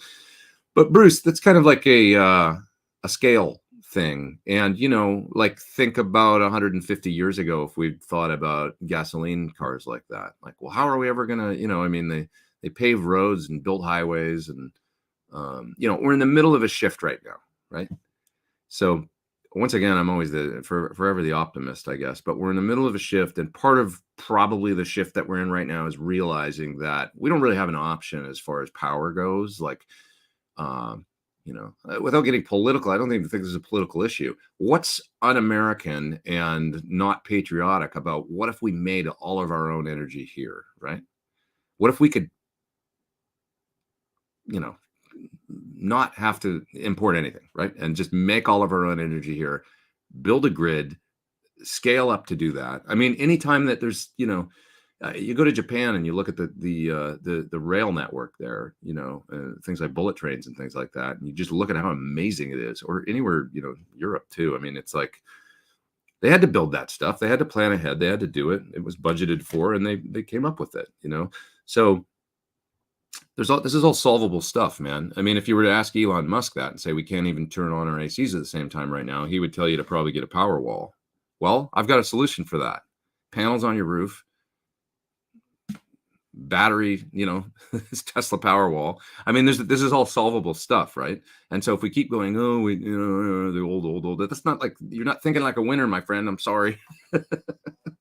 I'm giving you tough love, but you know, this is all solvable stuff. This is stuff we can tackle. You know, America made it to the moon. You know, right? Come on, like let's do this. You know, it's like, and he's a brilliant. I got my issues with that guy too, but you know, Elon. I mean, with like you know the way he went about, I must say, the electric car thing. Think about the way that we thought about electric cars, maybe in 2003. They were the EV1 from GM, right? That's all you could, you know, back. It was like, that was our experience. It would like look like a little bug. You can maybe go 100 miles on a charge. It wasn't fast. It was like, oh, well, kind of cool, but slow and looks like dumb. And so here's this guy that comes along and builds Tesla Roadster. It's a Lotus body, you know, it looks badass. You know, this is like 2006 or 7, right? It looks badass. It's super fast. You know, and he's like, here's my introduction to, you know, and he just kind of like eliminates all that, like, oh, they look dumb, they're slow, they're like whatever. No, it looks like a Lotus, and it's the fastest thing on the road. You know, remember when George Clooney got one? People were talking about, like, it was Jay Leno talking about how everybody would see Clooney at the stoplight in LA or whatever, and he'd be in this white thing that looked like a Lotus, and then the light would turn green and he'd just disappear. It was just like, whoa, you know, and like people were like, what the hell is that? And it was, you know, original Tesla Roadster. So anyways, he also had the foresight to understand that, you know, so it had to look cool. It had to be fast. Let's just eliminate all those issues that people do, preconceived, you know, stereotypes about electric cars. The charging network. Oh, you're not gonna be able to charge them anywhere. You know, it's gonna be a problem. It's gonna be a problem. It's like, no, he tackled that infrastructure, at least in his, you know, in Tesla world, right? It was brilliant.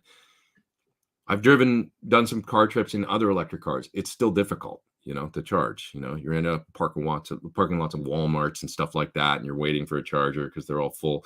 Other electric cars, Teslas.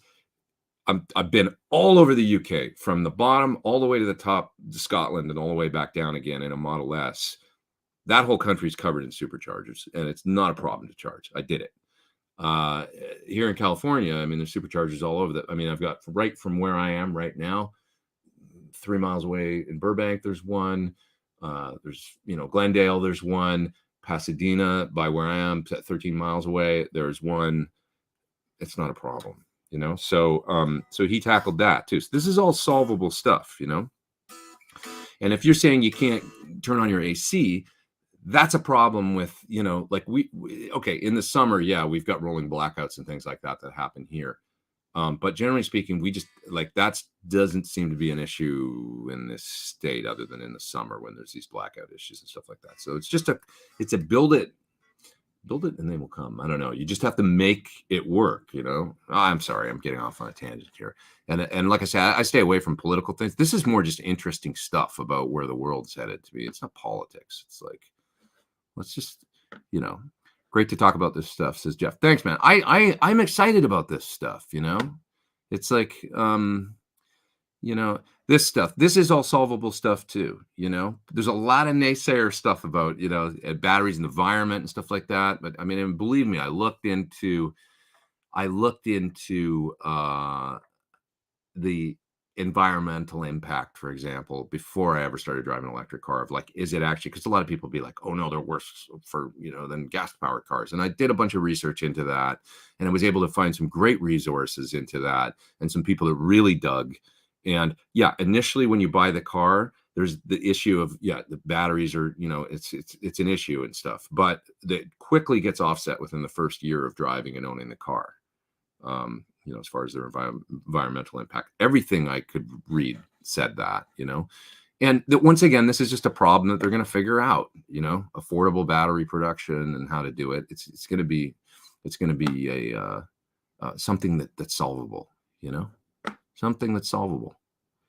So, and it might be dirty and, along the way, it might be, 2 steps forward, 1 step back kind of stuff, but it can be done. If people can get to the friggin' moon and put a lander on Mars, this is solvable stuff.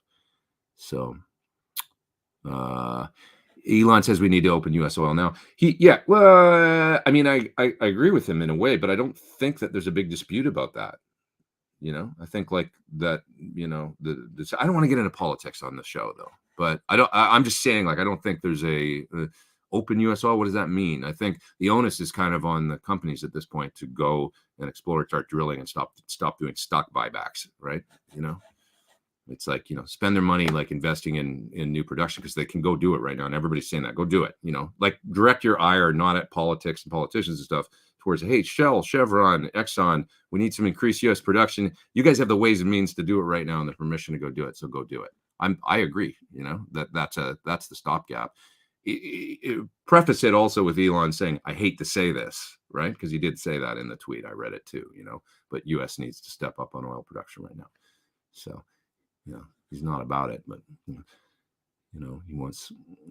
he's still a clean power guy, I think, at the core, even though he's a wacky dude, but whatever. How do you feel about NAM moving to June? Well, it's interesting because it's been like an evolving thing where it's like, I think 3 months ago, everybody was like, is NAM ever going to happen? Is it going to happen? Now it's just kind of like, at least for the, the way it feels right now, it's like everybody's going to show up at NAM and probably, will anybody be wearing masks? Probably 10% of the people or something.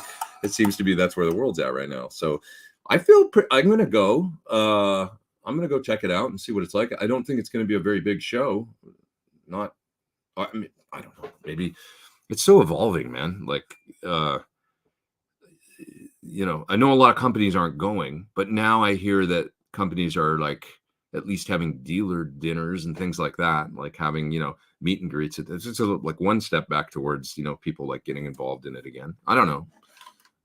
It feels like it's, I just wonder if they're going to have it in June, what that means for next January, or if it'll now just shift to summer or whatever, and they'll just do one a year in June, or what's going to happen, This is interesting. Fuzz with wireless. I can manage with my mini fuzz base, but yeah, you really can't. You kind of have to use a fuzz that works with wireless, which limits you. And this is a very, very, very, very niche discussion, but I've got an idea for a product to solve this issue. So what you're talking about is that I believe this gentleman's talking about, for those out there that don't know, a wireless buffers your signal. I mean, right out, because it's like going into the, it's a pack out of the jack on the guitar, goes into the pack, and then it has to be converted to, probably digital these days is the, most wireless is. So then coming out of the receiver, you're going to plug a cable, and that's going to go into your pedals. Well, it's buffered, it's low impedance at that point. And so going into something like a germanium fuzz is generally not the greatest. It's not going to work. Or treble booster. This is a problem. This is why Brian May, same thing with germanium treble booster, right? A Rangemaster circuit, is why Brian May has that on his guitar strap. So he literally comes out of the guitar, the Red Special. For those that don't know, isn't this interesting? Comes out of the jack into the treble booster. It's built into a pack on his strap, I do believe. Out of the treble booster into the wireless transmitter. And then the signal goes wireless low impedance from there. And that makes the treble booster respond as it's supposed to, right? With the guitar volume control. So there's a clue to my idea. But anyway, I guess you could take your, if you've got a fuzz, you got to mount it on your body somehow. You got to come out of your guitar and go into it, and then go into the wireless. That's the only way to do it. But I'll give you that. Maybe that'll give you some ideas on how you can deal with it. We're talking about the way that a high impedance circuit, like the pickups and the volume control, all the guitar controls interacting with a fuzz face or tone bender or any fuzz that's kind of sensitive to, impedance. And really the fuzz and the pickups become a circuit. Not so much the case with like a Big Muff. One of my favorites that I always recommend for a great fuzz that kind of doesn't have these problems, as well as the Starlight from Crazy Tube Circuits. For those that haven't heard one, that's an amazing sounding fuzz. Kind of moves from an overdrive into a distortion into a fuzz as you bring up the gain. A really nice sounding pedal, especially for those that don't get fuzz. Like, I don't know, they don't sound good to me. That's a nice pedal for, you know, and it's in front of a clean amp. It's just a great solo sound. It's a nice alternative to a big muff. It's different. It's a little more, dare I say, like tube amp like than a big muff is like a, you know, does its thing, does that big muff thing. The Starlight is a bit more like a, I don't know, like tubey sounding or something. Like it's veering a little bit more away from obvious fuzz into like, is it just high gain distortion, you know, but still a fuzz. So it's really great. Let's see, what else have we got here? I'm sort of back far in the chat. I should move down a little bit. Can please tell John and Dave we could all go for another 12-hour tone talk with the three of us. I'd love to do that. Maybe I'll have them both on at the same time. That'd be fun. Just have another chat. Maybe we could talk about this tube thing and stuff, actually. We have a good idea. Talk about the kind of the state of affairs with, you know, tube amp manufacturing stuff these days. Might make for a good show. I'm gonna work on that. What are your thoughts on late Canadian guitarist? I'm sorry, I'm not aware of this fellow. I would tell you if I was, and I hope he's not somebody I should know and don't, but maybe he is, you know. Not familiar with his playing. Let's see. Keep in mind, I've been in the US for 30 years, so I've missed the boat on a lot of Canadian bands, musicians. You know, I've lived more in the US than I have in Canada, like substantially more at this point, for 10 more years than I did in Canada. So I miss the boat on Canadian music all the time, that anything that happened post 1990. I know some of it, you know, and became a fan, but it's like you just don't get exposed to it as much down here. This is a good question. Really great question, actually. What do you think about it if will be a rock and roll revival in the next 5 years? I think it's already kind of happening, man, in its own way. Like guitar, you know, remember in 2016 or 17, how everybody was like, guitar's going away. Nobody's going to buy guitars. Like, it's like, whatever. Yeah, that didn't happen. Like guitar sales just, you know, and there's all kinds of guitar and music these days. And, you know, even the saxophone is back, man. You know, like you're hearing sax solos in modern pop songs and stuff these days. I was talking about it the other day with this young guy that I met at Viper Room. I was there doing something, filming something, which was fun, by the way, with my friend Tommy Black and the sound guy. He was this young guy, and Tommy said he plays saxophone too. The sound guy. And I said, "Oh, dude, your instrument's coming back." He's like, "Yeah, man, it's all in cycles, you know, but it's coming around again." Like I've heard quite a few sax solos on some modern music these days. There's a real 80s sound too that's happening right now. Not necessarily like 80s rock or whatever, but there's like an 80s pop kind of sensibility to a lot of stuff. And there's guitar solos that you hear in that kind of 80s, you know, how a lot of songs have guitar solos in the 80s. Where if that sound is big right now, man. Lots of cool stuff out there. So yeah, I think we're going to see guitar, you know, well, it might not be the same as, you know,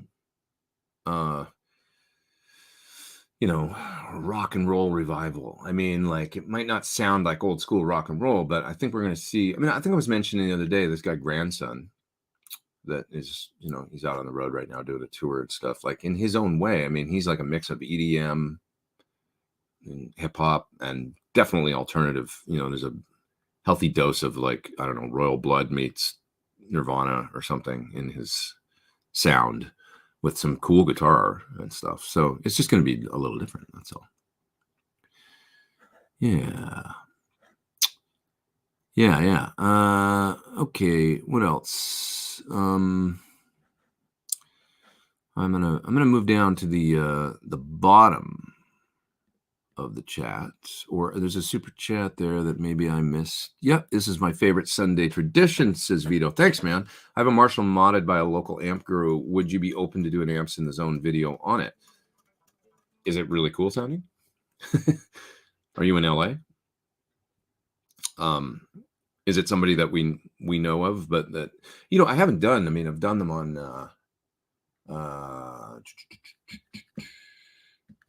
Jose, the Jose thing, you know. I mean, have I done any others on other types of, you know, like I've never had a you know, Levi or like a, you know, I don't know, even a, you know, a Lee Jackson or like different amps. So if it's something that's cool, you know, if it's an interesting kind of one-off, could be neat. Okay. Yeah, you guys are talking about NAMM. Music Mess is gone forever. They quit. Yeah, I mean, I think so. My rep said Fender isn't going to NAMM. I think that's right. So what's it going to be, you know? I'll go check it out. I don't, it might, there's part of me that thinks might be depressing if, like, you know, you go and there's not, like, what's going to be there? I don't know. Just kind of like, I don't know. Like, maybe I should wait till next year, see if, like, people go back. But I don't know. Maybe I'll go. Yeah. Okay. What else we got here?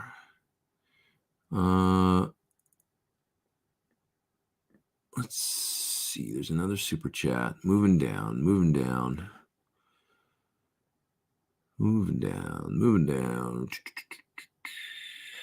Vincent. Finally bought a reactive load with IR at GC Nashville. They have amazing surge selection. That's great to hear. I have seen photos from there actually recently, and they had a PT100 sitting there with matching PT412. That's awesome. I'm glad to hear that. I did see, actually, now that I think about it, in that photo, there was like quite a few surges, like at least like, you know, 9 or 10 on the wall or something, which was really nice. Aside from obvious, any cool recommendations on way to use it, then, well, the main things for a reactive load, main ways to use it are, obviously, you know, speaker simulation for recording or live, going right to the desk. You can also take the unfiltered out and go into your recording interface and then do impulse responses or speaker simulation in your computer for, you know, if you want to maybe switch it up at the mix stage, you can leave that option, you know, for later by using the unfiltered out. But you can also use it as a reamp. So if you've got a 100-watt amp or a, you know, a loud amp that you can't turn up, you know, say Sir SL68 or a Marshall 1959 or something like that, run it into the reactive load, take the unfiltered out, plug that into a power amp of some sort and a cabinet, and you can turn it up to any level you want. So those are the main uses for it. Recording with or without IRs and reamping. Also, you can take that line out and run to some effects. So you can add effects post, you know, if you want to add some reverb, delay, chorus, whatever to your sound, you know, and it's a big 100-watt tube head that doesn't have an effect loop. You can add it there, reamp, mix in the effects, you know, get it in any volume. So there's lots of ways you can use it. Yeah. Saxophones are back. Jason Freese wants to know your location. I love Jason. Jason never stopped with the saxophone. What else we got here? Blues is Blues says, love your show. Watch it every Sunday. Thanks for being here. We got 420. It's 420, everybody. People online. What would you recommend for a foot switch to run 2 amps at the same time, be able to switch between them? I have it right here. This is it. Great box. Look no further. Give my folks at Radial some props here. The Twin City Active ABY amp switcher. That's exactly what you want. You can use both amps one at a time, whatever. It's got, you can see there are 2 little switches after where it says ABY. Those will do phase reverse as well as isolation for the second output, so you don't get a ground loop safely. Great unit. Look no further. Yeah. What else we got here? Let's see. Wolf Van Halen is helping bring back rock for sure. Yeah, he's got that, you know, kind of traditional but yet modern rock sound. And yeah, Braxall says, can you share your captures? Like for Quad Cortex or something? I wouldn't mind sharing some of them. I had this whole debate, like not even really debate. I just sort of stated how I felt about it on the gear page a while ago. Somebody was saying, hey, can you share your preset? Like, I think it was for the Van Halen gig that I did with Mitch Malloy, that sound. I said, I have this feeling about it that's like, that's my amp, and like I tweaked the sound, took some time with it and stuff, and the way that I did it, and it's kind of like I know I'm trying to create an Andy Van Halen sound, but it took some work, and I'm a little bit old school about that, like the whole like, hey, I'll sort of tell you how I did it, and like to a certain degree and stuff, but do I really have to hand it to you on a platter? Like, because to be honest, I think it'd be better if everybody just kind of did their own thing with it. I mean, like, like made their own sounds, I don't know, and had their own approach rather than me just give it, I don't know. And then I asked as well, am I being selfish at that point? I don't think so. Most people said no, but I'm happy to, put, I don't know, like my JMP or like some mid-gain stuff that's just here's a nice amp, here's a capture, take it and do with it what you will, that kind of thing. Wouldn't mind doing that, I guess. I just haven't gotten around to it. I've got so much to do, man, that when I come, people ask me like, hey, why don't you share it's like sort of the last thing when I come in here into this room to think about is like, what can I do to like make some stuff and then put it on the internet and I'm not going to make any money. Because if I'm in this room, this place costs me money every month. I have to pay for the space. And it's like, and I've always got stuff sitting here to get to, work to do. So I'm generally like, okay, we need to get to this video because that guy's going to email you tomorrow and he's going to be pissed if he doesn't have his video. So that's just kind of like, being my job or whatever. It's like, yeah, I don't know. Does that make sense? This time that we spend together here on Sundays is some of the only sort of, I feel like, free time that I set aside to just do this kind of stuff. Like ask me. I get questions, like a lot of questions via DM, like Facebook, Instagram, all kinds of stuff. Like, hey, what about this pedal versus that and stuff? And I always tell people, if I can even get to it, I tell people like, can you just come on Sunday? And because this is the time I set aside every week to hang and talk about this stuff. Because there's only so many hours, as you guys know. I don't even have kids. I don't know how some of you guys do it. Like, how do you guys get anything done? How do you get to work every day and pick up the kids from school and do like, I'm in awe of folks that are, family people that like have, all these obligations and still manage to somehow work 40 hours or more a week and accomplish things. It's incredible to me.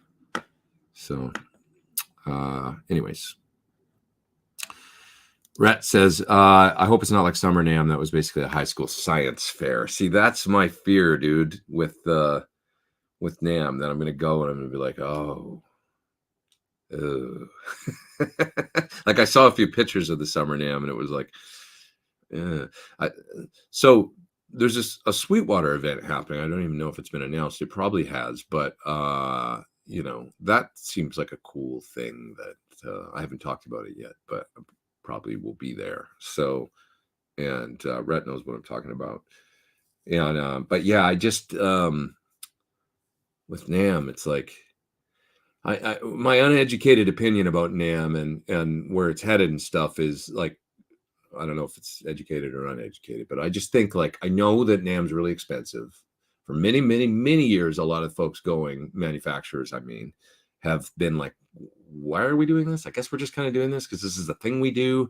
And it's sort of fun, but it's also exhausting. And we spend a lot of money and sort of waste time and like, okay, let's go. And then they go. And that was NAMM up till about 2019 or 2020. And things have been going a lot more towards just obviously the internet and, introducing products that way. And then like 2020, the pandemic, everything rolls around and music gear sales go like this. And there's no NAMM for a couple of years. And I just think that how can these companies not be going like, well, why are we going to go do that again? Because the booth's $100,000, we could spend that money on a lot of marketing and doing a lot of stuff with it. So if our sales are way up and we didn't spend that 100 grand or 150 grand or whatever it costs, I'm talking about big companies that go, right? Even if you're a little company, I'm telling you, these people spend like even little booths. You'd be shocked how expensive it is to get a little, 10 by 10 or something booth at NAMM. And the big booths, forget about it. It's $40,000, $50,000, $100,000, depending on if you got a whole room. And then like just the cost of bringing all your people, housing them there in hotels and getting all the equipment there. It's a massive undertaking. And so now that the companies have, we've past it, and it hasn't happened for a couple of years, and gear sales are doing really well and up and stuff. It's like, why are they going to go back? Where's the incentive? I love the show. I have a great time. From a selfish perspective, I'd love to go and hang out and do, but I'm not spending $100,000 to go there. I'm booking still expensive. I'm booking a room for a couple nights, and it's, upwards of probably $600, but, that's nothing compared to what these companies got to deal with. So where's the incentive going to be to go? That's my question. Like, just as why would they go if they don't have to? NAMM people probably hate hearing this, but I don't know. I just think, like, I want it to happen, but I think they need to make it, there's got to be some incentive there. Keith asks, anything that would bring you to GearFest? Well, I think I am going to be there. So, honestly, what would bring me there is hanging with folks like Rhett and whoever else is going to go, and hang with some, the same thing that always took me to NAMM. Just wanting to be around like-minded people that are excited about guitar stuff, and it's the hang for me. That's really fun at those things, and networking with people. When I say networking, I'm really talking about, hey man, what's going on? And then you get in some story about whatever, and you rap and go have a beer or whatever. And it's fun. It's fun community, this guitar community. That's what we're all doing here today. I love it. Vito says, the guy worked with Landry amps and is currently working on it. It's pretty ballsy. Be open to showing you more if you like. Are you local? This is the fellow that was asking would I make an Amps in the Zone about his amp. If you're local, like maybe, drop me a email or something like that, and we'll see. I wouldn't want you to ship something somewhere or something, though, if you're not in the LA area. That'd be too much, I think. But yeah. Jeff says, you're awesome. If you're ever in New York, I gotta hook you up with my sister. Is she cute? Let's see. My mint condition 20-hour 1983. Does that mean like 20 hours of use on it? JCM 800 1968 still desirable. It's very desirable. The price of JCM 800s is through the roof right now. Honestly, you just see these amps go up and up and up, and it's like, used to be able to get, 5, 6, 7 years ago, JCM 800s were still like $800-900. Now they seem to be going for like $2,000 or more, or $3,000, something like that, right? I haven't even looked recently, but it's just expensive, Any concern with keeping guitars and cases, amps, etc. by windows and exterior walls here in LA?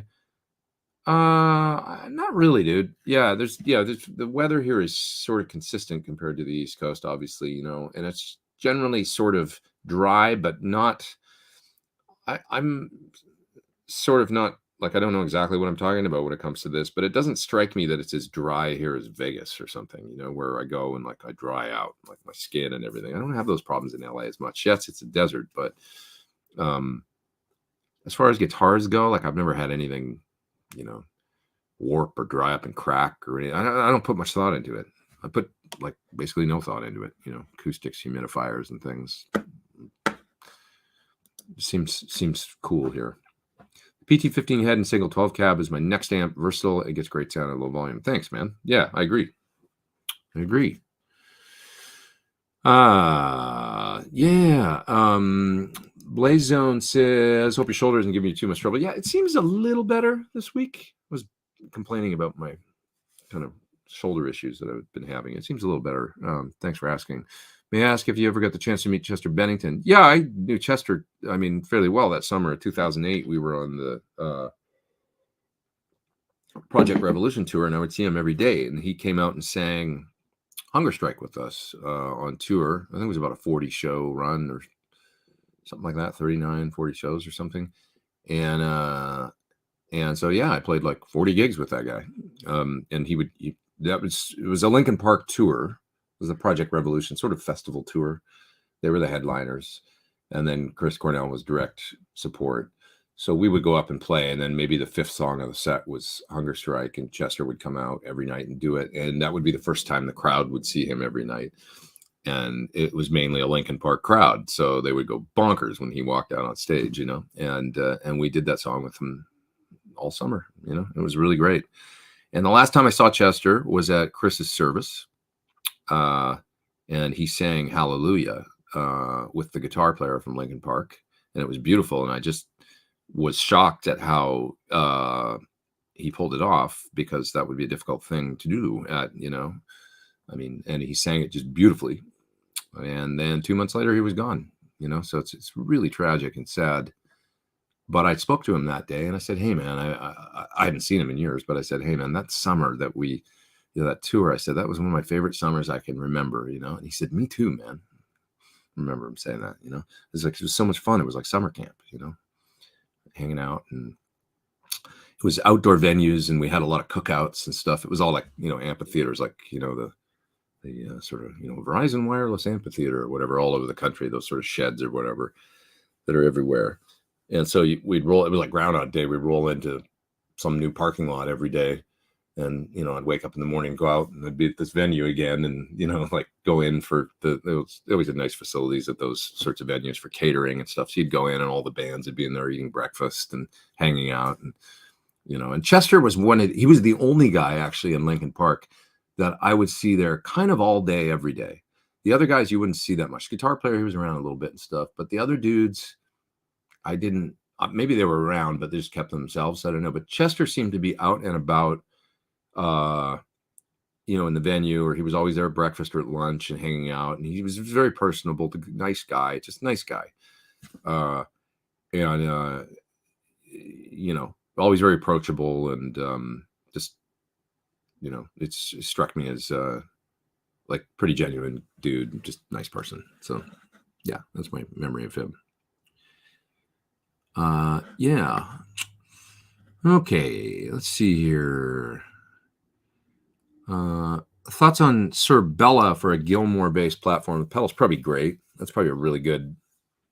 I mean, when you think of Gilmour kind of using twin sometimes, or twin reverb heads, that sort of thing. I think you could probably do great Pink Floyd tribute or something, with a Bella.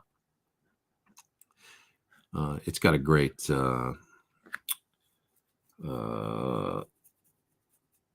just bass tone and lots of headroom and stuff. So for pedals, this is cool. Arthur says he loves learning sax solos on guitar.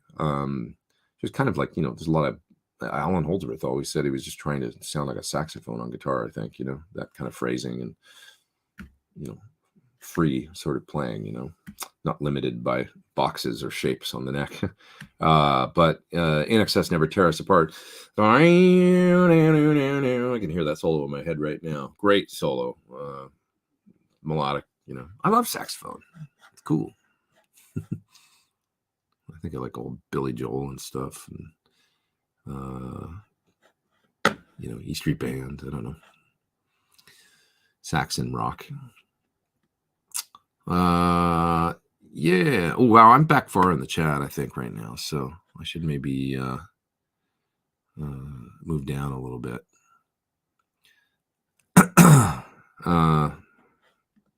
Yeah, I'm going to head down to there's a super chat here. Any tips on improving picking technique? I have a video out that's like one of my 5-minute lessons that I did 6 years ago or 7 years ago or something, called like improving speed or alternate pick. If you search for my name and alternate picking, or my name and picking lesson, it'll pop up on YouTube. And there's some of my ideas in there. I basically like drew a lot from Paul Gilbert, who's one of the fastest pickers out there, alternate pickers, Steve Morse, from some of his videos, that video that he did, the REH video. I learned a lot from that. Vinnie Moore, maybe it was REH. Steve Morse was Hot Licks, maybe. I don't remember. But anyway, if you look up Steve Morse video lesson and Vinnie Moore video lesson, you'll see these videos that were done way back in the 80s. And the Vinnie Moore thing, that was really helpful for sort of alternate picking triplets and stuff up and down the neck. Greg Howe, his video that he made for, I think, REH, had some great picking exercises in it, licks, that I still play a lot of these things, like things I picked up from those videos. Yeah. So, but I do have a video out that I did that's just a, simple short thing where I show you some of the things that I do. Have you ever thought about writing a book? No. Should I? What would I write it on? Like a fiction book? A story about a boy and his dog? I don't know. I'm flattered that you think that I would have something interesting to write about. I guess I would. I wrote a lot of columns for Premier Guitar. I guess they probably have the rights to them, but they used to do things where they would put all those together in one big book. Like I remember Steve Morse's columns for Guitar Player all came out in a big book. There's definitely enough there for a book. All the columns I wrote for 8 years or something for Premier Guitar, Lawrence Cash says, yesterday's thought I was practicing noodling via solid state because of the tube thing. Then maybe want to turn on both tube amps too, just because it was a nice session with 3 amps. That's fun. Rock out.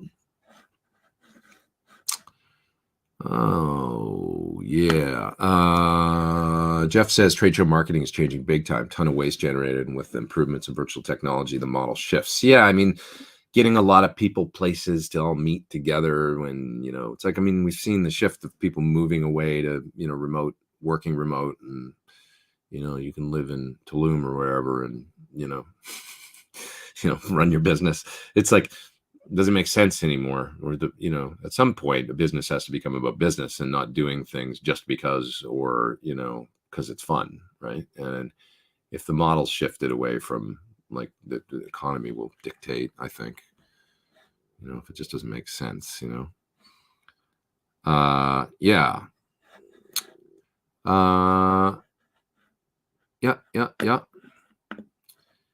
And what else we got? Let's see. Just a cool plate where talents and amateurs to mix. You mean NAMM? Yeah, I mean, it was always fun to go to. There's no doubt about that. But yeah, what do you think is tomorrow's Guitar Hero? Well, I really think that Guitar Hero will be somebody that uses it in a context with a band. I mean, I asked Rick Beato once, what's missing from today's Guitar Heroes? And he said Jimmy Page and Robert Plant, Eddie Van Halen and David Lee Roth, right? It was like he was trying to make the point that it can't just be guitar in a vacuum, or guitar, guitar for guitar's sake. That'll only go so far. If we look at somebody like Joe Satriani, who did an amazing thing, he bridged the gap between instrumental guitar and hit songs on the radio in a way that I don't think anybody has maybe done since. And almost nobody did before other than Jeff Beck. I'm talking about instrumental, no vocals, a whole album that goes multi-platinum and has radio hits on it. Always With Me, Always With You, later on, Summer Song on the Extremist album. The guy had hit songs that were on the radio. And so how did he do that? Well, he wrote melodies, memorable melodies, and he knew to pace himself, with his playing. So I think it'll be partly that, and probably, there could be an outbreak of that again. It's already happened. There's precedent for it. So we might see like instrumental guitar, like do that again, but I don't know, maybe not. But what there will be is the Steve Lukather, or where there's just a great, like I say, you're seeing sax solos in songs again because it's timeless and it's cool. Sax breakout solo, it's cool. Guitar solo, it's cool. It's like somebody like Mayer. I mean, John Mayer is a guitar hero, like it or not. Some people might go, "Oh, I don't like his playing." Hey, he's a great guitar player. He writes good songs. I like the Sob Rock album. I think it's really good, and there's some great guitar playing on there, but he's using it in the context like a Clapton of songs. So that'll be the thing, a singer happens to play great guitar, or a singer in a band with a separate guitar player and they're playing off each other. The guitar player's exceptional. I mean, it'll just be like that. Hey, great guitar. I wanted to give some props to a song that I missed the boat on back in the day in the 90s. The Spin Doctors. I missed the boat on the Spin Doctors. Okay. So I always thought, that Two Princes song, it's like, okay, it's hooky. It got really overplayed in the 90s. Not a bad song or anything. It's fun, but geez, did it get overplayed, right? And so I always thought, oh, Spin Doctors, they're that band that kind of had that hit. And then they had another couple hits, I never listened to the whole records. Oh my God, there's a song called 4050 on that Spin Doctors album that has 2 Princes on it. Check it out, man. Honestly, if you haven't heard it, it's so good. Like the writing is compositionally, it's so cool and kind of moody. And then the guitar solo is out of this world on it. Like it's really, really cool guitar playing. And here it was in the 90s when there wasn't a lot of guitar solos and songs. It's really creative in a jazzy kind of way. But uniquely them. I missed the boat on that band. Totally. And the sound guy, Gareth from Classic Rock Show, turned me on to it one night on the bus. And he's like, "Oh, I love this band, man." And Garrett's a really good guitar player, and he's a good musician, gets great ears and everything. So when he says he likes something, I was like, "Oh, I got to check this out." And so I listened. And I'm like, "Man, this is great! Like, this is really good." I had no idea this band did this music. So, anyways, nice to discover something that I hadn't, been aware of. So, Dave says Steve Hackett's current lineup features a sax player, some live, great tones. That's awesome. awesome. Yeah. What else we got here? Just thought, about the book. You were asking if I ever thought to write a book. Thanks, Jazzy Girl. Just thought you have led an amazing life regarding your music career. Thanks. I appreciate that. I try and, my life feels weird to me. Like it's like I'm still just getting started, but then you also look back and go, God, I've been through a lot of shit, but we all do that, right? When you get older, it's like you look back and think about, man, it's been like a road, but I still don't, every day I just feel like I'm just getting going too at the same time. So it's weird. It's like,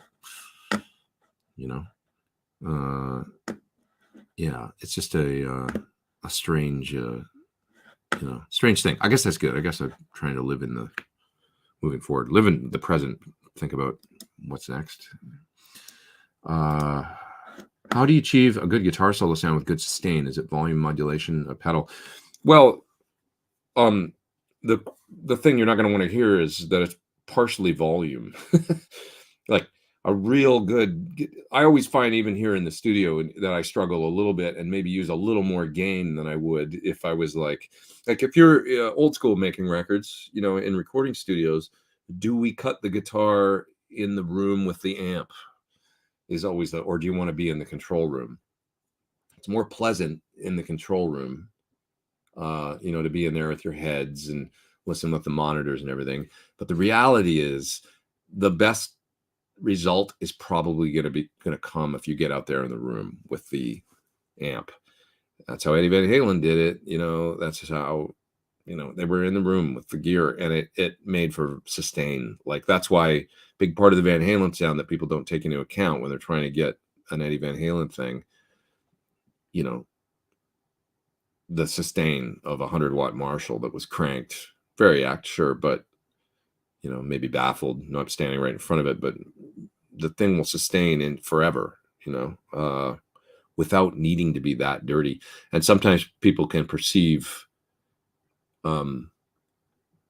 this is another thing about in-ears and modeling amps and stuff like that, is that you get into like when you're playing live and you don't have any cabinet on stage. I can't do it. I mean, I can do it, but I don't enjoy it. I got to have the cabinet up there because I'm constantly sticking the guitar into the cabinet. If anybody came to see me with Classic Rock Show, you probably saw me stick the headstock on the cabinet at least 2 or 3 times in the night, and also lean into the cabinet and make it feed back. To me, it's a huge part of playing guitar and getting a great tone, because getting a good guitar solo sound to me starts with the feedback loop between the cabinet and the pickup and everything, and being able to play off of that, because you're going to hit a note, and if it takes off into feedback, you're going to respond like, ooh, I want to work that for a minute. That's a cool thing that just happened. So that's a big one for me, the getting a little bit of that interaction with the sound coming back from the speaker makes for such a cool organic kind of experience. Now, beyond that, to me, it's like the pickup, the right pickup selection, the right, maybe an overdrive. And I tend to use these days, a clonny sort of overdrive a lot into a dirty Marshall sound to get my combination of a little bit of pedal distortion with a lot of amp distortion sort of blended, and then I like some echo. I love delay, just some delay on the sound, generally a quarter note or something, but sometimes it's a slap, or it just depends on the vibe. 4 or 5 repeats, and not too bright, not too dark, just mixed just right. It's a lot of fun. The other thing with the Van Halen sound too, like an Echoplex in front can add a lot. It can kind of give you almost like more perceived gain, even though it's not really gain, but that slap that's always there is lending to the soup going into the amp. So, tape delay could be the right thing in front. It's a lot of things, Sustainiac pickup. I don't do that. I do occasionally. I use this thing called a freak out, which is a Digitech pedal that's on my board. And if I want to grab a note and absolutely it's going to feed back, if that's what I want, then I'll use the freak out, which is kind of like having a Sustainiac in a pedal a little bit. It sort of fakes feedback, but it does it in a really cool way, and it's a lot of fun. Still not the same though as getting the organic feedback out of the cab and all that. So, that's why I don't think cabinets on stage should ever go away. Yeah. So, speaking of Linkin Park, lots of those album tones were modded vintage plexis. That's interesting. Recorded at NRG as well. Some cool guitar sounds on those records. Rectifiers, as usual, Mesa on stage, other stuff. Actually, what I saw them using when we were out with them was the Randall. They used the Randall. It's the M4 preamp or whatever, the Randall RT4, whatever the version was. The modular preamp with the modules. They had rigs with at least 2 of those, so there would be like eight channels of modules, I think, was what the guitar player had. And I know they built multiple rigs like that for all over the world. And the RT250 power amps, the Randall power amps. So in 2008, at least, that's what he was using. But I'm sure he used Mesa and all that before. Yeah. I know because Dave Friedman built all those rigs, and I saw a lot of them. If they built, they had at least like 4 of those rigs. Like, I think there was one in Australia and Europe and over here, and they had a backup for every single one. I mean, it was like multiple racks and everything was racked. And he was playing PRS guitars. I remember that. What time is it? Oh, it's 2 already. Oh my God. Did I really go 2? Wow. That's crazy. We went 2 hours with that. Oh my God. I got to go soon. No wonder. I was just like, I'm getting really hungry, but I feel like I felt like I've been going for an hour and a half, not 2 hours, 2 hours and 15 minutes. I guess I'll go soon. But I got 440 people online. Why stop? All right, I'll tell you what. Today I'll go till, at least 2:15 or 2:20, something like that. Then I'll get out of here. I'll get some lunch. Excuse me. How about a modeled electronic tube circuit for replacement for glass tubes? They exist. There's a couple companies that were making little, I think one of them was in Russia, so we're not going to be seeing those, but making these, they look like tubes and they're not tubes, or they look like a solid tube, like they were a solid color. I can't remember what they were called, but if you do a little research, you'll be able to find them, I'm sure. It was like a solid state replacement for a tube. I don't know how good they were or anything. I never got to try them. Do you still use any of the Synergy stuff? If so, what's your favorite module? I mean, I have it here because I did some videos for them for the preamp modules. It's like, what do I use in here? I mainly use, to be honest, the PT15 and occasionally other amps. Sometimes I use the PT100 too, but not quite as much in here. Occasionally I use one of these sort of more Vox style amps or one of the Plexis, As far as use goes, like I haven't made an album in a few years. It's probably time. I think where I would use the Synergy, for instance, would be if I make another record. I've been thinking about starting to make another record. I would probably go to that for certain sounds that I don't have in my other amps that are in here. And that's when I would probably use it. But yeah, maybe the Steve Vai module, I bet I would get some use out of the Engel Savage because I really like that for really high gain, kind of grindy rhythm stuff. It's different than any of my other amps. So, sorry. We will see. Yeah. Okay. What's missing are great songs and great bands, says Serenity now. No Guitar Hero without great songs, great band. Yeah, I mean, I would argue that, from a Guitar Hero perspective, that Mayer's out doing that. He is playing arenas. I mean, he's playing 3 nights at the LA Forum this week. So, I thought about going to see him one of those nights. You know, he's a guitar hero. He's up there playing guitar and playing solos on every single song and playing arenas. So how's that not a guitar hero, you know? But he's got great songs, you know. You know, and Wolf, I mean, he's out there playing guitar and killing it, you know, doing his thing. Eric Johnson had some hits. You are right, Lauren. We got to give props to Eric as well. I shouldn't have, you know, Steve Vai went platinum as well with Passion and Warfare, but I don't think it had like the singles on it that Joe had. You know, it's the only thing. Joe had the singles. But you're right. Eric had Cliffs of Dover, of course, you know, which was a radio staple. I mean, that thing went, you know, it's wild. So, yeah. Oh, what else we got here? Here's a super chat that I missed. Thank you guys today for all the super chats. Really appreciate it. In the market for Strat style guitar in the sub 2K range, any recommendations? I would probably look for something, you know, sub 2K. I think Fender's doing really nice stuff these days. It's the stuff that comes out of Mexico, and you know, I'm not going to recommend anything in particular, but their guitars seem very nice to me. You know, the stuff that I see, just the kind of standard, you know, I don't know what the 50s and 60s Strats, and you know, some of the more modded, the stuff that they call what do they call it? Like, I know you go to the mod shop and order your own kind of, you know, but some of those guitars, they seem very nice to me, like the alternate parallel universe or something they called them, like the wacky guitars that never existed back in the day, but they look like they could have. Some of those seem really cool. I would look at those. I've got a couple of EVH guitars here that are really nice, you know, for the, I think they're cool. You know, the stuff, I think they're made in Mexico. They're around $1,000, I think, you know, some of them, they've gone up, I think, recently. The Frankie's like 1,900, I think, or something, or $2,000. But anyways, wasn't People Get Ready Jeff Beck's biggest hit? I mean, Jeff kind of did it with, I always think of Because We Had His Lovers, of course, as being kind of a, you know, this amazing song that he, you know, covered and did just with guitar, of course. Anybody ever heard the original version? Check out the original version of Because We Ended as Lovers. It's an amazing song if you haven't heard it. Let's see. Okay, what else have we got here? Yeah.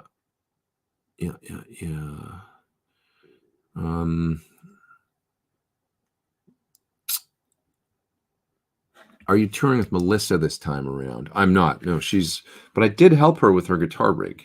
So she's got a brand new pedal board, and she's got a PT-15. And so that's what she's using out on this. You know, she's the main guitar player in the band now. The keyboard player plays some guitar as well, but she wanted to take over the guitar in her band and play guitar and play solos and stuff. So she's doing it. But yeah, she got a brand new Friedman pedal board, all Strymon pedals, and there's a Soul Food on there, and a Swollen Pickle, and what else is on there? Freak Out. And she's got a PT-15. So that's what's going on there. Excited about that. So if I'm not there, my amp will be. Oh, here's another super chat that I missed. Sorry, I'm missing a few of these. You guys are too kind. If I'm running pedals into the Quad Cortex wah, Freak Out drive pedals phase 90, should I use a switcher even though they're all true bypass? Well, with the Quad Cortex, I mean, you can run them as a loop, right? So you can switch in some things. I mean, okay, the wah and the Freak Out you want to run in front anyway. As long as the wah is not known for tone suck, you should be okay. The Freak Out is probably, I don't know if it's true bypass or not. I think it is, maybe. And then you turn it on and the momentary switch, you know, it switches in line. It just depends, dude, how complicated and how, you know, if you change presets on your quad, do you want things to instantly switch on or not with one button push? There's a loop switcher that's made. There's some simple ones you can get. G-Lab makes one. if you can still get it. I don't know if it's still available, but I used to have one. It was just a simple 2-loop true bypass switcher that you could like run overdrives and stuff, in. And I bought one and I used it when I needed to add some loops to my already too big rack, and it worked great. So it's just MIDI in, and it'll take the MIDI from the quad cortex, and you could send it, I guess, a continuous controller message. Maybe that's how it works. I don't remember. It was a long time ago, but 2 independent loops in there you can switch on and off. So you could maybe do something like that, like a simple, real simple, because it's small. It's rectangle about yay big, small little switcher.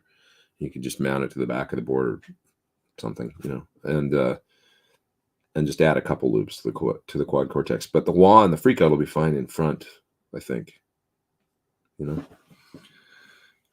might just try the wah in the quad cortex too, because that's the other thing. Anything you can eliminate, that you don't need it. Like sometimes I'll, have these modelers, and then I'm like, well, do I really need this other pedal? Like, or, sometimes yes, it's like an analog pedal. You want a true phase 90 something, But other times the stuff that's in the unit, you can get close enough where it's like, I'm not going to add another pedal, or another, need to worry about power supply and stuff just for this pedal. So it just depends,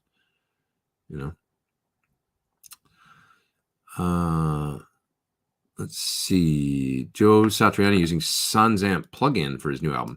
That doesn't surprise me. I mean, he did way back Surfing with the Alien, I think there's a lot of direct tones, I think, on those albums. Palmer Speaker Simulator, I seem to remember.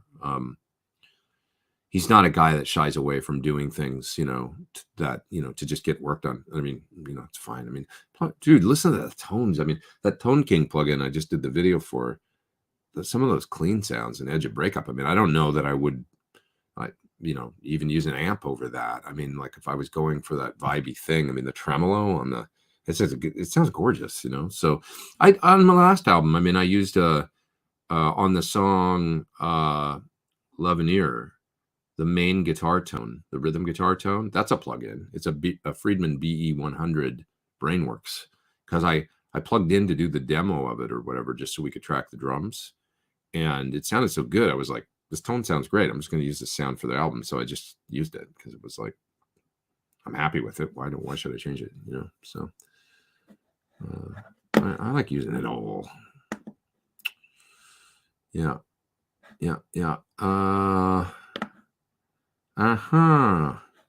Is it safe for reissue 50-watt Plexi to connect through MXR AB box, or is the load wrong? Cable from cab to AB. Okay, what are you doing? One cable from cabinet. This doesn't sound safe to me. It sounds like you want to run the AB box. Cab to AB and A cable to. I don't understand exactly what you're doing, but an AB box is not meant to be used on a speaker output of an amplifier, if that's what you're asking, to switch cabinets or anything.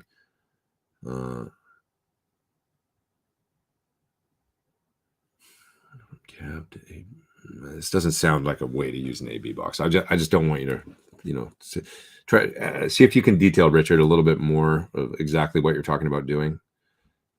But an AB box is meant to, come out of your guitar kind of into the AB and go to the front of 2 amplifiers. It's not meant to put on the output of an amplifier in any way, shape, or form to switch cabinets or something. That's kind of the way I'm reading your post. John Sir is here. Dude, what's happening? How are you? If you're still here, John, are you still here? Let me know. We've been talking a lot about tubes today. Tube supply, tube whatever. See if you can chime in anything that you think about current state of affairs. And I was trying to sort of strike an optimistic tone about the whole thing. Like, it's a little screwy right now, but it's supply and demand. And if there's a demand, I think that demand will get filled by other manufacturers of tubes, be it China or something, kind of like in the 90s when the EL34s went away. Although maybe it's more severe now. But in the 90s, when you couldn't get a good EL34, Marshall switched to 5881s. And then, that hole got filled, didn't it? You know. So what do you think, John? If you're still here. Yeah. Who even makes the 5150 amps anymore? Fender. Yeah. I mean, it's still Fender, but they're done in, you know, various manufacturing facilities. I mean, I think they make amps in Mexico and China. So I'm not sure what kind of situation they have in China, whether it's like contract manufacturing or whether it's an actual Fender facility, or I don't know any of that stuff. But that's where they've always built the EVH amplifiers. You know, I think they were always made in Mexico. I don't think they ever built. Maybe they did build them in the States in the beginning, like way back in 2007 or 8, but I don't know. No, not sure about that. I know they've been in Mexico for a long time.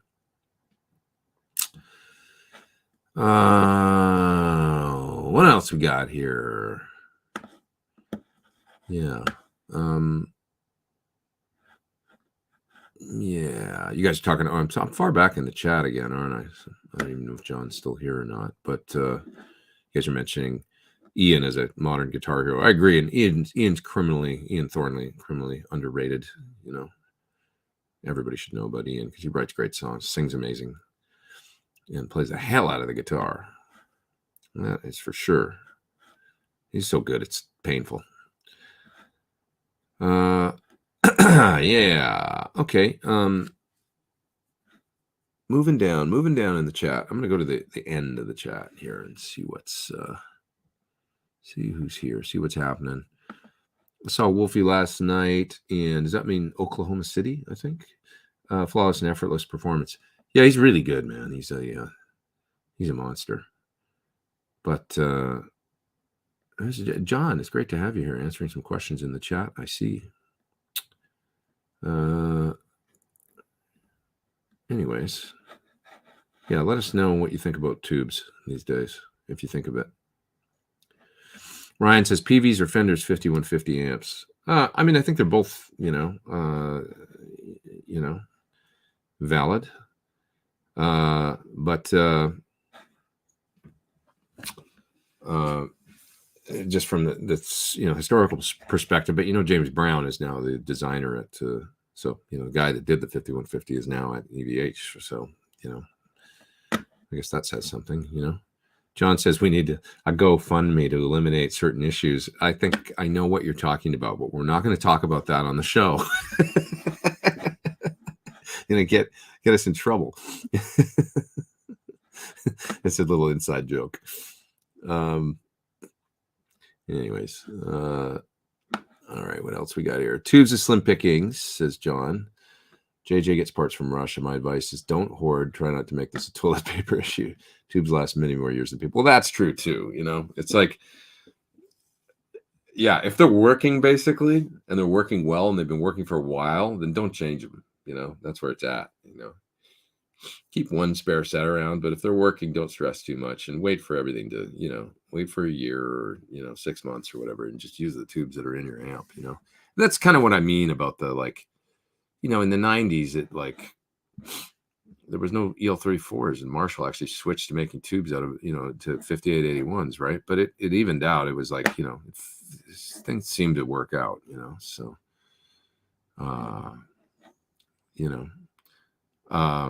and this is of course true. This is like really quality problems, because when I see images of war, I can't be bothered with availability of tubes. That's true. I mean, it's kind of like the last thing on my mind too, but it's what we talk about here. So but I'm not worried about it. I bought quite a few tubes a while ago. I've got multiple sets of Siemens 34s and stuff for my 50-watt amps, and I bought a bunch of, not a bunch, but I got at least 12 Chinese 12AX7s laying around here, or something that are brand new, tested ones, and some other ones too. I'm not worried because one tube goes bad in an amp. How often is that? I can whatever. And I got tubes for that 50-watt Marshall. I got tubes for whatever. I got enough to get me through I'm not hurting right now. So Oasis Sky Studios was asking about is the Bella a good bass for Gilmore tones using Gilmore type pedals? I think John's responding yes, and I agreed with that earlier as well. He asked earlier. I think it'd be a great choice. Yep. What are your thoughts running a compressor into the iridium for a more realistic tone and feel. I mean, I like using a compressor anyway, not for necessarily to make it more like a tube amp or anything, but you know, I just use a compressor in front of my clean sounds because it makes my cleans feel, I always say it makes my cleans feel more like overdrive, but they're clean. Just pumps up the sound a little bit and gives you a kind of a, does it make sense? Like it just pushes the, if you're playing in a band, and I mean, sometimes you might not want any compression, but you know, it's less like an acoustic guitar where you hit the note and then it just fades and disappears. And, you know, you got some compression. It, you know, you can, you know, get a little bit of that thing. It holds on to the sound, and then it starts to fade. You know, a little bit more like if a tube is overdriven or something, and you make the makeup gain so that when you play the chord, the spike isn't so loud, and then the fall off. You know, you play the chord and there's an even sound, and then it hangs there, and then fall. You know, I just like that. So in a mix, it pushes the guitar forward in the mix. Now, if you go too far with it, then you just get squished and there's no attack and dynamic anymore. So it's a fine line, you know. But you know, when you look at the, and once again, the curve of the, like the knee and all that of the compressor, to me, it's all kind of like mimicking, you know, very much so like when you overdrive a signal, you can see the signal start to clip if you were to look at it on a scope and roll off. You know, the you know, wouldn't be the spike on one end and swinging to the other. It'd be like more rolled off. To distortion is just that hard clip thing where you can play as hard as you want, doesn't get any louder. Play soft, it's still loud. So compression's the same thing, depending on the way you set it. Yeah, I never really thought about it like that, but it's like, you know, I don't like my distortion to be so distorted that there's no attack anymore. You know, like a lot of sounds, you know, too much distortion. I think this gets back to the fellow was talking about, like dialing in a great lead sound. Like if there's too much distortion as in an effort to make sustain, because distortion is just, it's compression of a sort,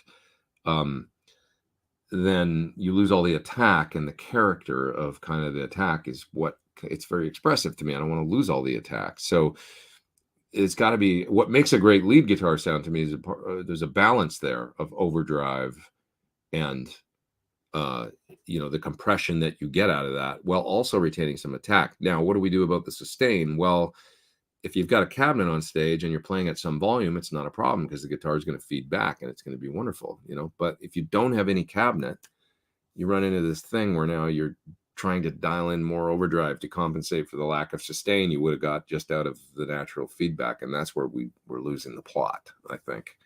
You know, it's just the reality of a lot of modern, you know, you see guys out there with, you know, a modular on stage and no cabinet.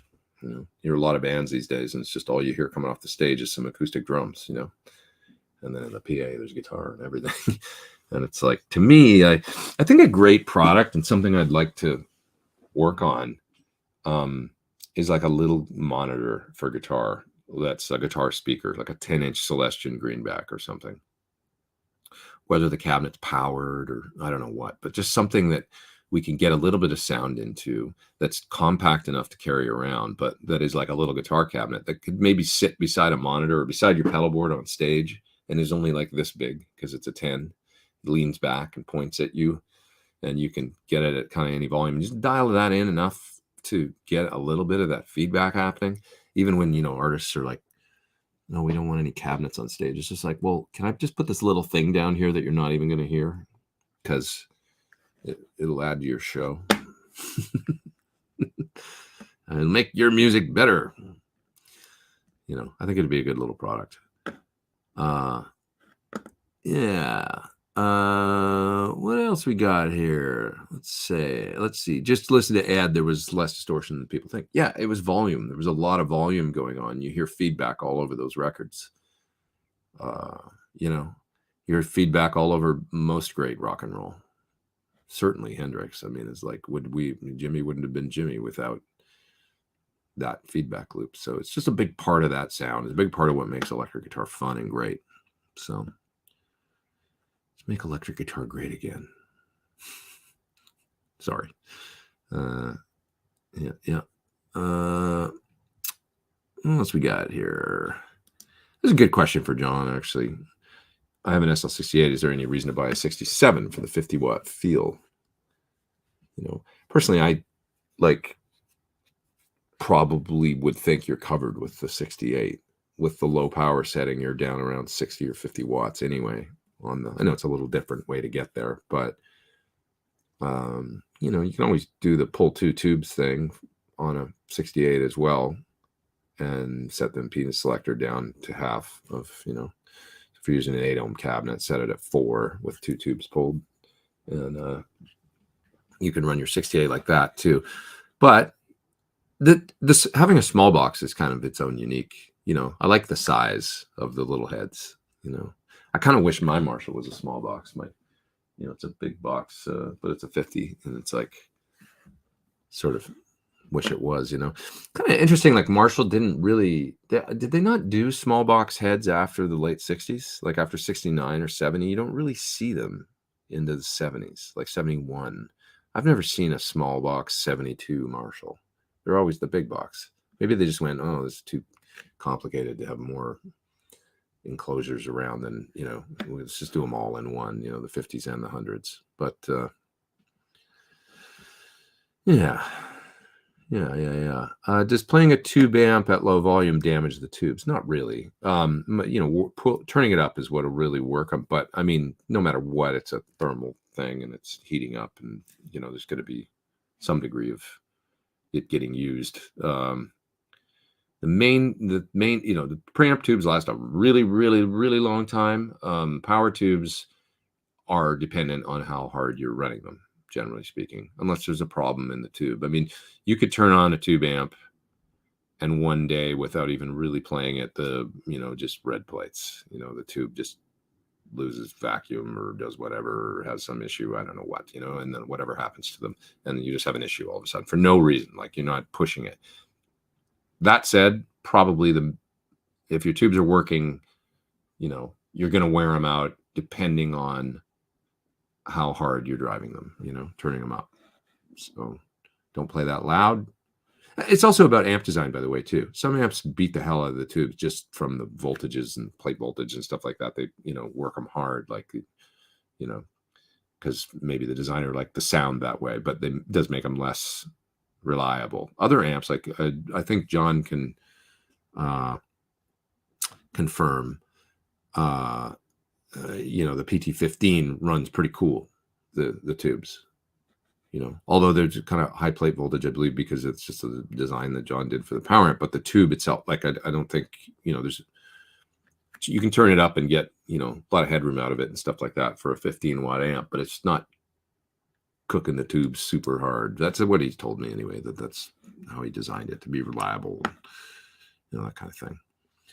John says possibly some tubes available for a certain country. Doesn't see, he's cautiously, I think, you know, alluding towards, you know, China filling the gap a little bit with the tube supply. So that's what I'm saying too, you know, cautiously. I think there's optimism there for, you know, see what happens with them, comes out of there.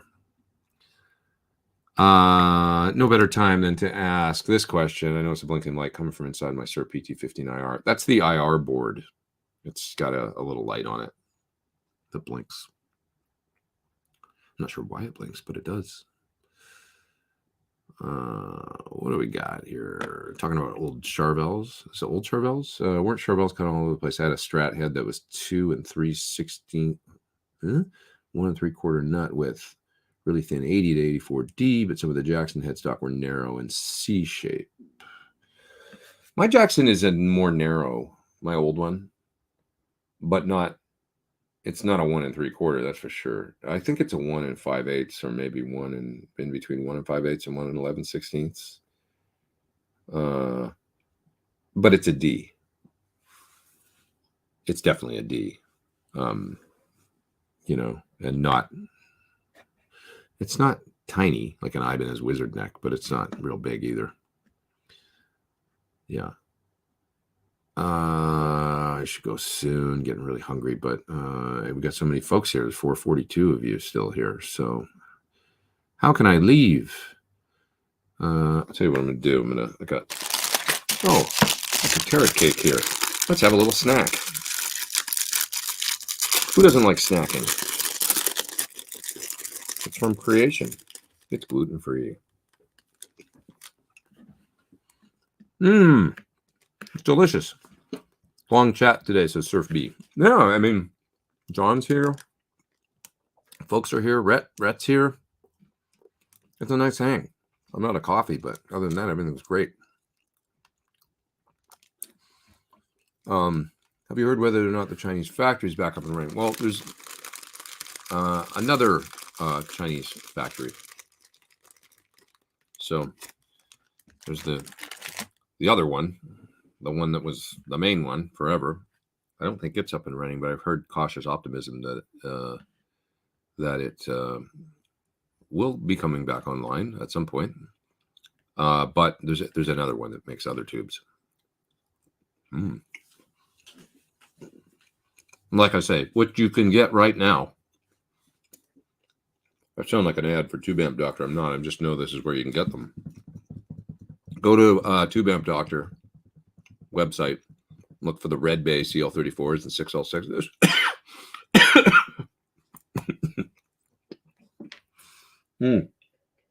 Oh man. Red base 6L6s and EL34s. And evidently their EL84s are nice too. And that's the tube I'm talking about. Yeah. Corey says, I've been seeing 200 watt amps coming out. Quilter excited. What's the advantage other than being loud? Well, 200 watts solid state does not equate to like 200 tube watts. I don't really understand that. John could probably explain that much better than me. Also know that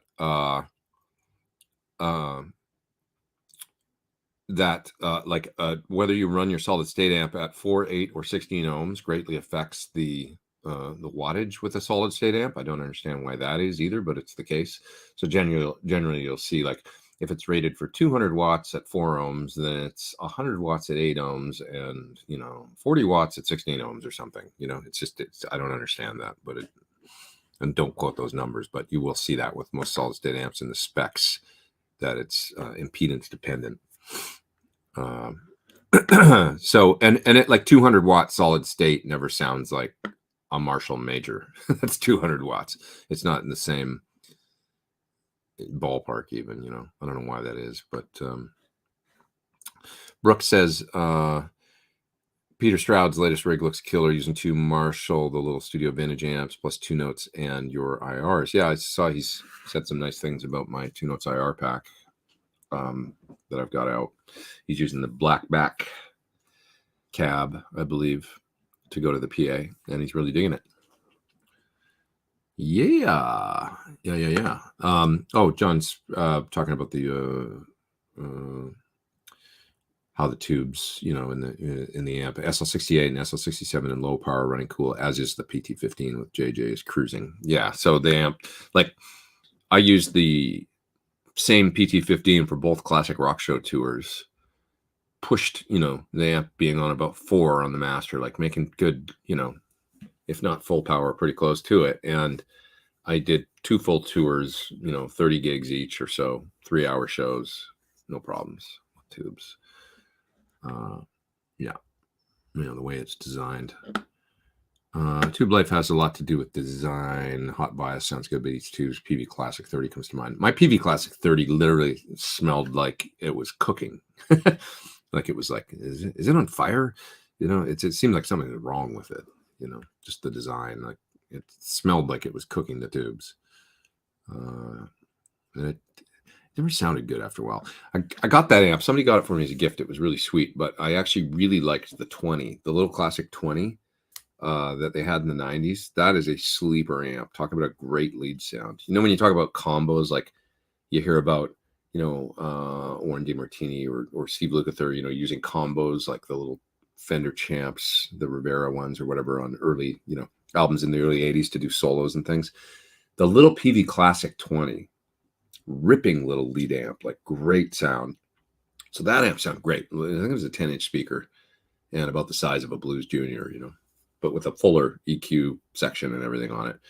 The Classic 30 comes out. I got that amp. Somebody gave it to me as a gift. It was really nice. But like I say, it just never sounded like that Classic 20 to me. It always sounded sort of more mid-rangey and kind of just, I don't know. I never liked it, really, to be honest. and then it sounded like it was always like on fire. I don't know, like it was just cooking and running too hot, and it sounded like the tubes were, when you play an amp and it starts red plating.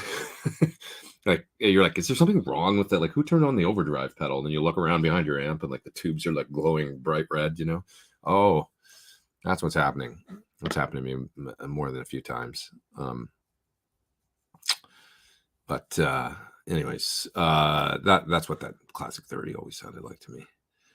I thought you said JJ tubes suck. No, I don't think JJ tubes suck. I think the 6v6s that we use in the PT15 are great. It's got a great reputation for many, many years as being really robust and almost not really like a true vintage 6v6 sound. They're more like, I don't know, halfway to a 6L6 or something.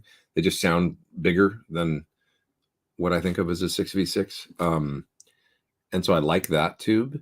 I like the E83cc that I mentioned earlier. Great. The frame grid Tesla kind of short plate copy sounds really good to me from JJ. E83C or ECC83, the traditional JJ 12X7, never liked them, just don't like them. The EL34s sound really good to me. Did put them in the EL34 test that we did a little while ago, where we just listened to a bunch of pairs of EL34s in my old Marshall. They sound really good in their own way. They just became unreliable. So it's not as simple as like you like them or you don't like them. I mean, I have a pair of JJ 6L6s in my basement. Those sound good to me.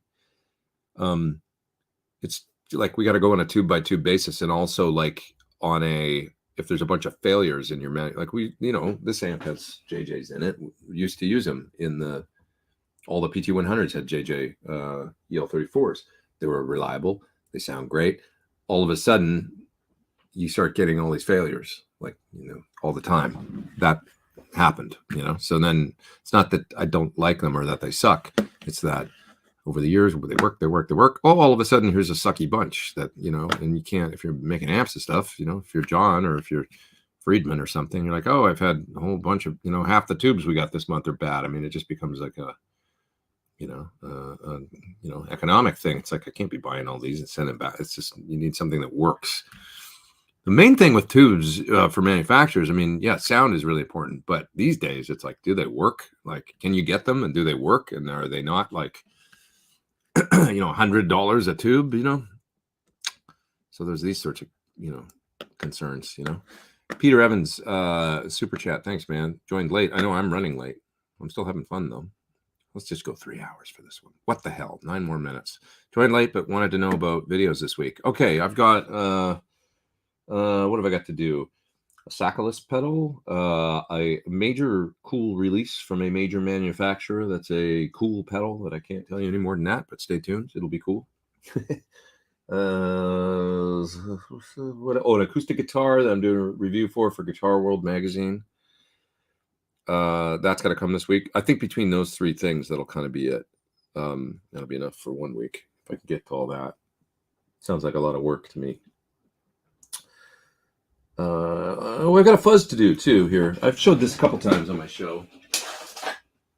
I need to get to this one too. The Irvine's fuzz from this is from Screwed Circuits, so that'll happen. Nice sounding fuzz pedal. Anything else here that's like give immediate? That's kind of it. That's right here. That's kind of it for immediate stuff that needs to be attended to. There's John answering the solid state question. Thanks, John, for being here. You should do this every week. We appreciate it. Solid state amps produce less wattage in general, produce less wattage at higher impedance. So the impedance curve does not sound like a tube amp. It doesn't have the top end and resonant bump. Less wattage. How does it work though, John, when they say like when you see a solid state amp and it's like, like how does 200 solid state watts equate to 200 tube watts, and why is, like, in layman's terms, the tube amp always so much louder? What's the deal with that? Damping factor, you're saying? I'm just wondering, like, yeah.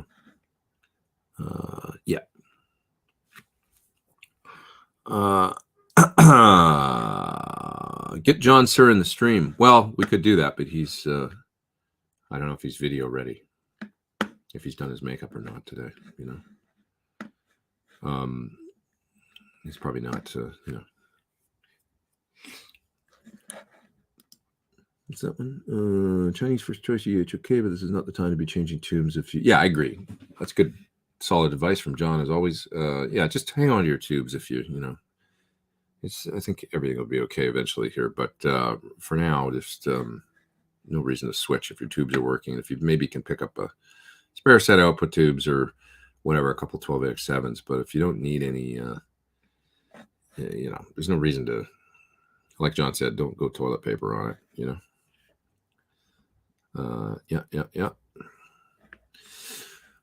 Okay. What else? We'll go another 5 minutes here or so, and then I'm going to jet.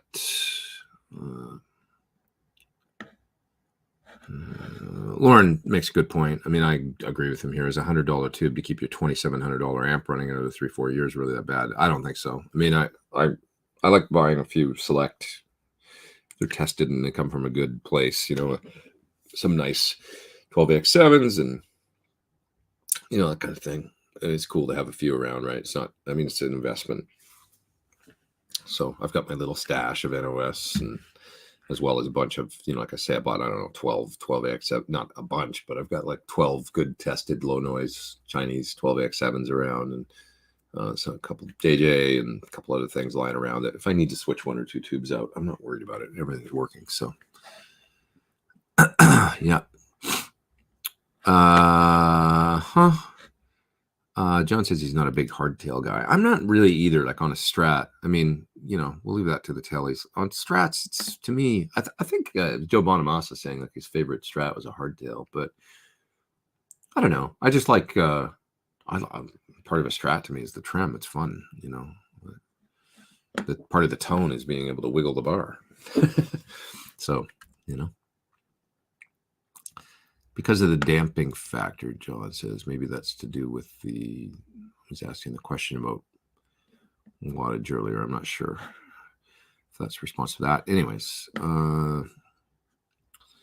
let's see. Does Celestion still make a black back speaker? No, not in particular. But, a black back was just the green back of the day. They just happened to use black on them. But it was a G12M. Things had changed by then. They do sound a little different than I think the cone formulation, the paper and stuff had changed over time. But I mean, long story short, you're basically just getting just get the standard Chinese made. Actually, I think they're made in Britain again now. The greenback, just G12M, the standard one.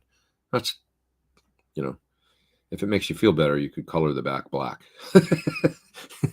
It's basically the similar speaker, So. John says, how about Pete Thorn's SIG guitar with a chunkier neck? Would love that. Well, soon we will have some things to say about that. Yeah, so just, I can't say anything or John will get mad at me. He'll start texting me right now. Shut up. But no, there'll be something. He did text me, actually. Did he tell me to shut up? Let's see. So why, when I opened my text, did it open to the Wall Street Journal? Fender, Mexico, they are... shit, don't say anything. Let's see here. Okay. Should go soon, but let's all give a thumbs up on Pete's video, says John. I appreciate that. Yeah, give me a big thumbs up before you go.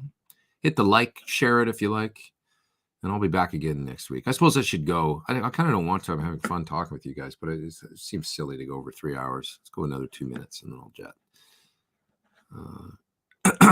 Yeah, can you reveal BSM pedals? Considering their version of what Tommy Bolin used. If they contact me and ask me to, I'd love to. I'm always backed up with things that, other folks are like, hey, will you do, and so I'm always got that work to do. And so it's generally, it's a quality problem, but I'm always doing stuff for people that have approached me to just, I hope that never stops. Yeah. Modern Vintage is asking about, hardtails, and what don't you like about hardtails, John? For me, it's just that, I don't know, it's like the springs and the whole thing. It's like the Strat sound. I don't know, part of, and the feel of the trem and stuff, and using the trem. I mean, I use a tremolo all the time. So if I'm playing a Strat, I'd be constantly reaching for the bar if there wasn't one. You know. Todd Roy is going to jet. He says, thanks. Hey, man, thanks for being here. You're always here. I do appreciate it. Thanks for stopping in. And I'll see you next week, I hope. How does that apply to a solid state hybrid like a Music Man 1265? I think Music Man solid state hybrids use a unique amp. They had a solid state front end and a tube power amp, I believe, just like two 6L6s, which is the standard Music Man amp.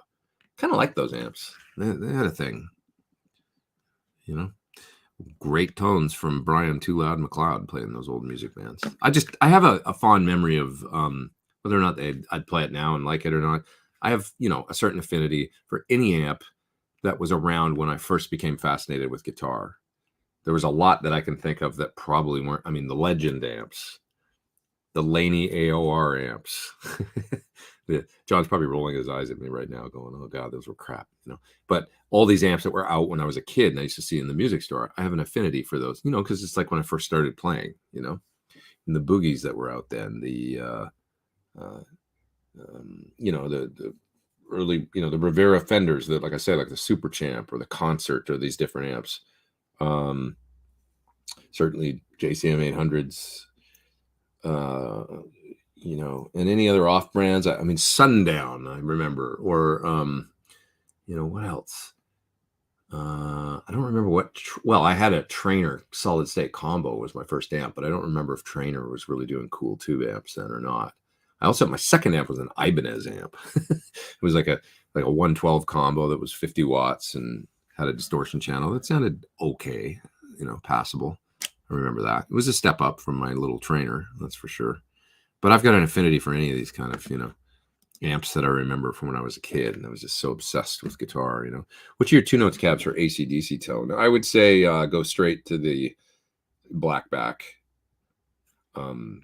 75 cab, you know, that'll pretty much get you there. You know, and you might try Dave Friedman's. He did a 65 cab, and I think AC/DC was known at a time, at least, using the 65s from the day. Dave in his 2-notes pack did IRs of a 65 cab. I'd like to actually listen to those. I haven't tried his yet, so I got to get them and try them. But I really appreciate everybody out there that's been checking out the 2-notes pack and stuff. It's done really well, so I'm really happy, and folks seem to like it a lot. So that's, like I say, that's the main thing when I do this kind of stuff, signature stuff. You know, it's selfish in a way. I'm trying to make products that I want to use, the things that make my life easier, but hopefully that translates to you guys thinking that they're cool and fun and you can use them in your own music, you know? Yeah. A PT model with an asymmetric neck like a Music Man Axis would be my dream guitar. Well, I don't know about asymmetric. Maybe, you know, we're working on stuff though. Stuff's coming. See, John, that's all I ever say. Don't get mad at me. How do I run multiple amp heads into one 412 safely? You need a good amp switcher. I've used the Amp Pete. You can see it with the white stripe up there in my rack. That's the one that I use. It's worked flawlessly for a few years now. So I highly recommend his switchers. There's other ones out there, but you need something like that. You can go up to 8 amplifiers into up to 8 cabinets with that one I have. He makes a 4x4 as well. You know, yeah, it's the way to go, man. You need a good, basically it's, you know, got protection on the switching so that when the one amp switches to the other amp, it gets a little bit of a load and stuff, or load while it's idling the other one that you're not using, and it's all protected. And neat thing on that amp switcher is if you've got no cabinet connected, it won't connect in an amp. It knows. It always looks for the cabinet first. So, you know, if you go to select, you have to select a cabinet first and then select which amp. And it's a long story, but whatever. It just works so that there's a protection circuit. So if you don't have a load connected or a cabinet, it'll know, and it won't work. So it protects your amps. It's cool. Lawrence says Roland Jazz Chorus is one solid state amp that has always been good as a solid state amp. Yeah, I mean, no distortion to be had in there. Don't turn up that overdrive knob or distortion or whatever on there unless you want to make some heinous. I mean, it might be cool for certain weird music, but You know, I had a friend that used one with pedals, and it still sounded like, but you know, clean, gorgeous sound. You know, the Cult, come on, you know, Marshalls and jazz choruses, clean, dirty, great. Mike says, "What's it like to be so cool for so many years?" I wouldn't know, man. But thank you, I appreciate that. I don't know if I'm cool. I'm just a knucklehead. That's all. Oh man.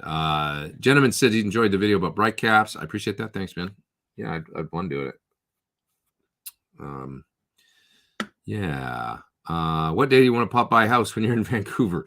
I don't know that I'll have time to do such things, but it's going to be a kind of a cramped, busy visit there. But I'm going to head up there next month. It's going to be fun, so should be good. But thank you. I appreciate that. It's a work trip. Hip Metalwork says it's been an awesome show. Thanks, man. I appreciate it. And the Cult, yeah, that's right. He used the fantastic JC120s. John, sir, you rock. Thanks for being here, John. I agree. And I think he's got to go. He says he's leaving. I'm going to go too then. If John's going, I'm going. That's it. Party's over. You guys have a great week. Thanks for all the super chats. Thanks for being here every week and all your great questions and the positive vibes. And you guys rock. Don't worry about the tube thing. It's just supply and demand. It's going to happen. People are going to make things when people want them, right? So you all want them, they'll be there. You all switch to modelers, they'll go away. Okay. Love you all. Have a great week. Take care.